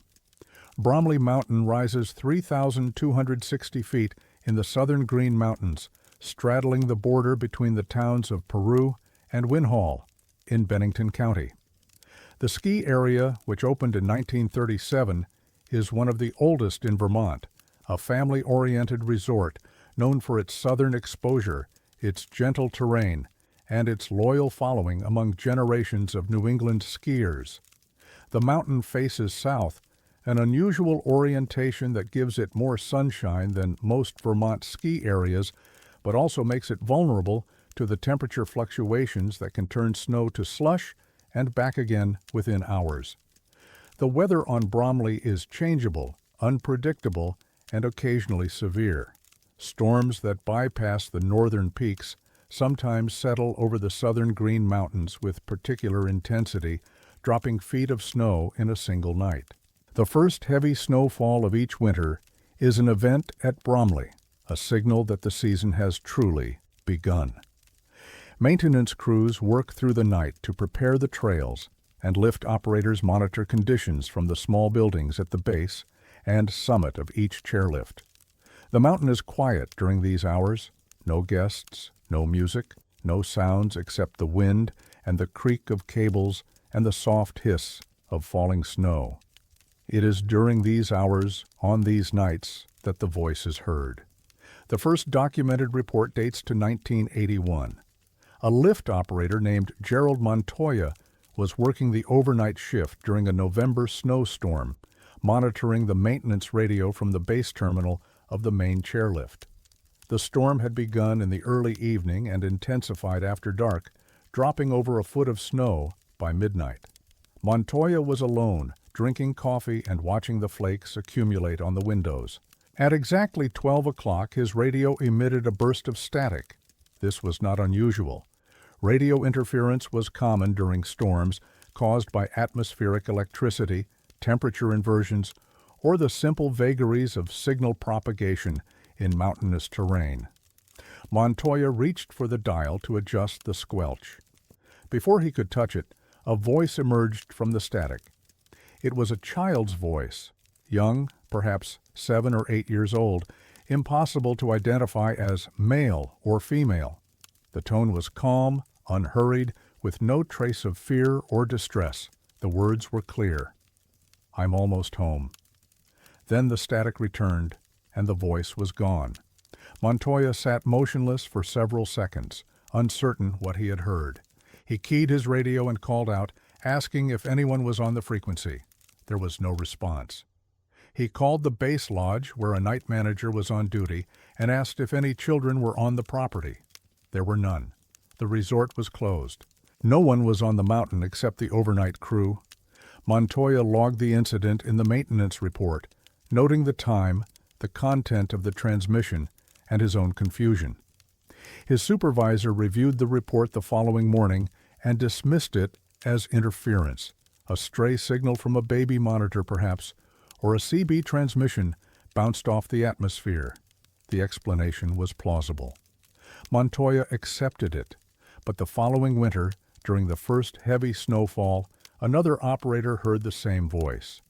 Over the following decades, the phenomenon recurred with remarkable consistency. It did not happen every year, but it happened often enough, roughly once per winter, always during the first significant snowstorm, always at exactly midnight, that it became part of the mountain's unofficial lore. Operators who heard the voice described it in similar terms: young, calm, neither frightened nor urgent. The message was always the same: "I'm almost home." The transmission lasted only a few seconds before dissolving back into static. Attempts to respond were never acknowledged. A lift mechanic named Rosalie Pemberton heard the voice in February of 1993. during a late-season storm that dropped 18 inches of snow overnight. She had been working at Bromley for 12 years and had heard stories about the transmission, but had never experienced it herself. "I didn't believe it until I heard it," Pemberton said in a later interview. "I thought it was one of those things people made up to scare the new hires. But I was alone in the summit shack, and the radio crackled, and there it was, a kid's voice. 'I'm almost home,' clear as anything, and then gone." She paused before adding, "It didn't sound like a recording. It didn't sound like interference. It sounded like a child who was walking through the snow somewhere out there in the dark, trying to find their way back. And for a second I wanted to open the door and go looking. I wanted to help them get home." Pemberton did not open the door. She stayed at her post, monitoring the radio, waiting for the voice to return. It did not. The identity of the child has never been established. Researchers who have investigated the phenomenon have searched missing persons records, accident reports, and historical archives for any case that might explain the transmission. They have found nothing. No child has been reported missing on Bromley Mountain during a snowstorm. No child has died on the mountain under circumstances that match the transmission's content. The few fatalities in Bromley's history, ski accidents, a heart attack, a hypothermia case in the 1940s, all involved adults, and none occurred during the first heavy snowfall of the season. A local historian named Theodore Wainwright examined town records from Peru and Winhall dating back to the mid-19th century, searching for any child who might have been lost in the mountains during a winter storm. He found several candidates, children who died of exposure, children who wandered away from homesteads and were never found, but none whose circumstances matched the specificity of the transmission. "The voice says, 'I'm almost home,'" Wainwright noted. "That suggests the child knew where home was. They weren't lost. They were returning. But returning from where and to where? If a child died on this mountain trying to reach home, there should be some record. A family that mourned them, a grave marker, something. But there's nothing. It's as though the child existed only in the moment of that transmission and nowhere else." He added, "Or perhaps the child exists outside of records, outside of history. Perhaps they've been walking home through every snowstorm since before anyone thought to write things down." The phenomenon has attracted modest attention from paranormal researchers, though access to the mountain during the relevant conditions is limited. A team from a New England paranormal investigation group visited Bromley in December of 2008, hoping to record the transmission during the first major snowfall of the season. They waited through the night in the base terminal of the main chairlift, monitoring the maintenance frequency and recording ambient audio. The storm arrived as predicted, dropping over a foot of snow between sunset and dawn. At midnight, the researchers were alert, equipment running, ready to capture whatever the radio might produce. They heard nothing. The radio remained silent. The voice did not appear. The researchers left the following morning, disappointed but not discouraged. They returned the following winter and the winter after that, with the same results. "The phenomenon doesn't perform on command," one researcher noted in his report. "It occurs when it occurs. We can be present, but we can't summon it. The voice speaks when it chooses to speak and not before." A lift operator named Marcus Trujillo, who had worked at Bromley for over 20 years, offered a different perspective. "The kid doesn't come for strangers," Trujillo said. "I've noticed that. When there's someone new on the overnight shift, someone who's never heard it before, that's when it happens. It's like the voice is looking for someone to tell, someone who needs to know. Once you've heard it, you've heard it. It doesn't need to speak to you again." He shrugged. Maybe that's why the researchers never caught it. They already knew. The voice didn't have anything to say to them. The tradition among Bromley's overnight staff has evolved over the decades. During the first heavy snowfall of each winter, operators leave their maintenance radios on, tuned to the frequency where the voice has been heard. They do not speak of it openly. The phenomenon is not mentioned in employee handbooks or training materials. but the knowledge is passed down informally from veteran to newcomer as part of the mountain's unwritten history. Some operators describe the vigil as unsettling, others find it strangely comforting. "There's something about knowing the voice is out there," said a current employee, who asked not to be named. "Something about waiting for it. It's not scary exactly, it's sad. A kid trying to get home year after year and never quite making it, but still trying, still walking through the snow, still believing they're almost there." The employee paused. "I heard it my first winter here, 2017. The storm came in early December, and I was alone in the base shack, and at midnight there it was. I'm almost home." 4 words, and then nothing. "I sat there for an hour, waiting for more, but that was it, just those 4 words." They added, "I've worked 6 winters since then. I've never heard it again, but every first snowfall, I leave the radio on, just in case the kid needs someone to hear them, just in case this is the year they finally make it." Bromley Mountain continues to operate as a family ski resort, welcoming thousands of visitors each winter. The trails are well-groomed, the lifts modern and reliable, the atmosphere cheerful and unpretentious. Few guests know about the midnight signal, and those who do generally dismiss it as folklore. A ghost story told to pass the time during long overnight shifts. The overnight crews know better. They know that somewhere in the static, on certain nights, a child is still speaking.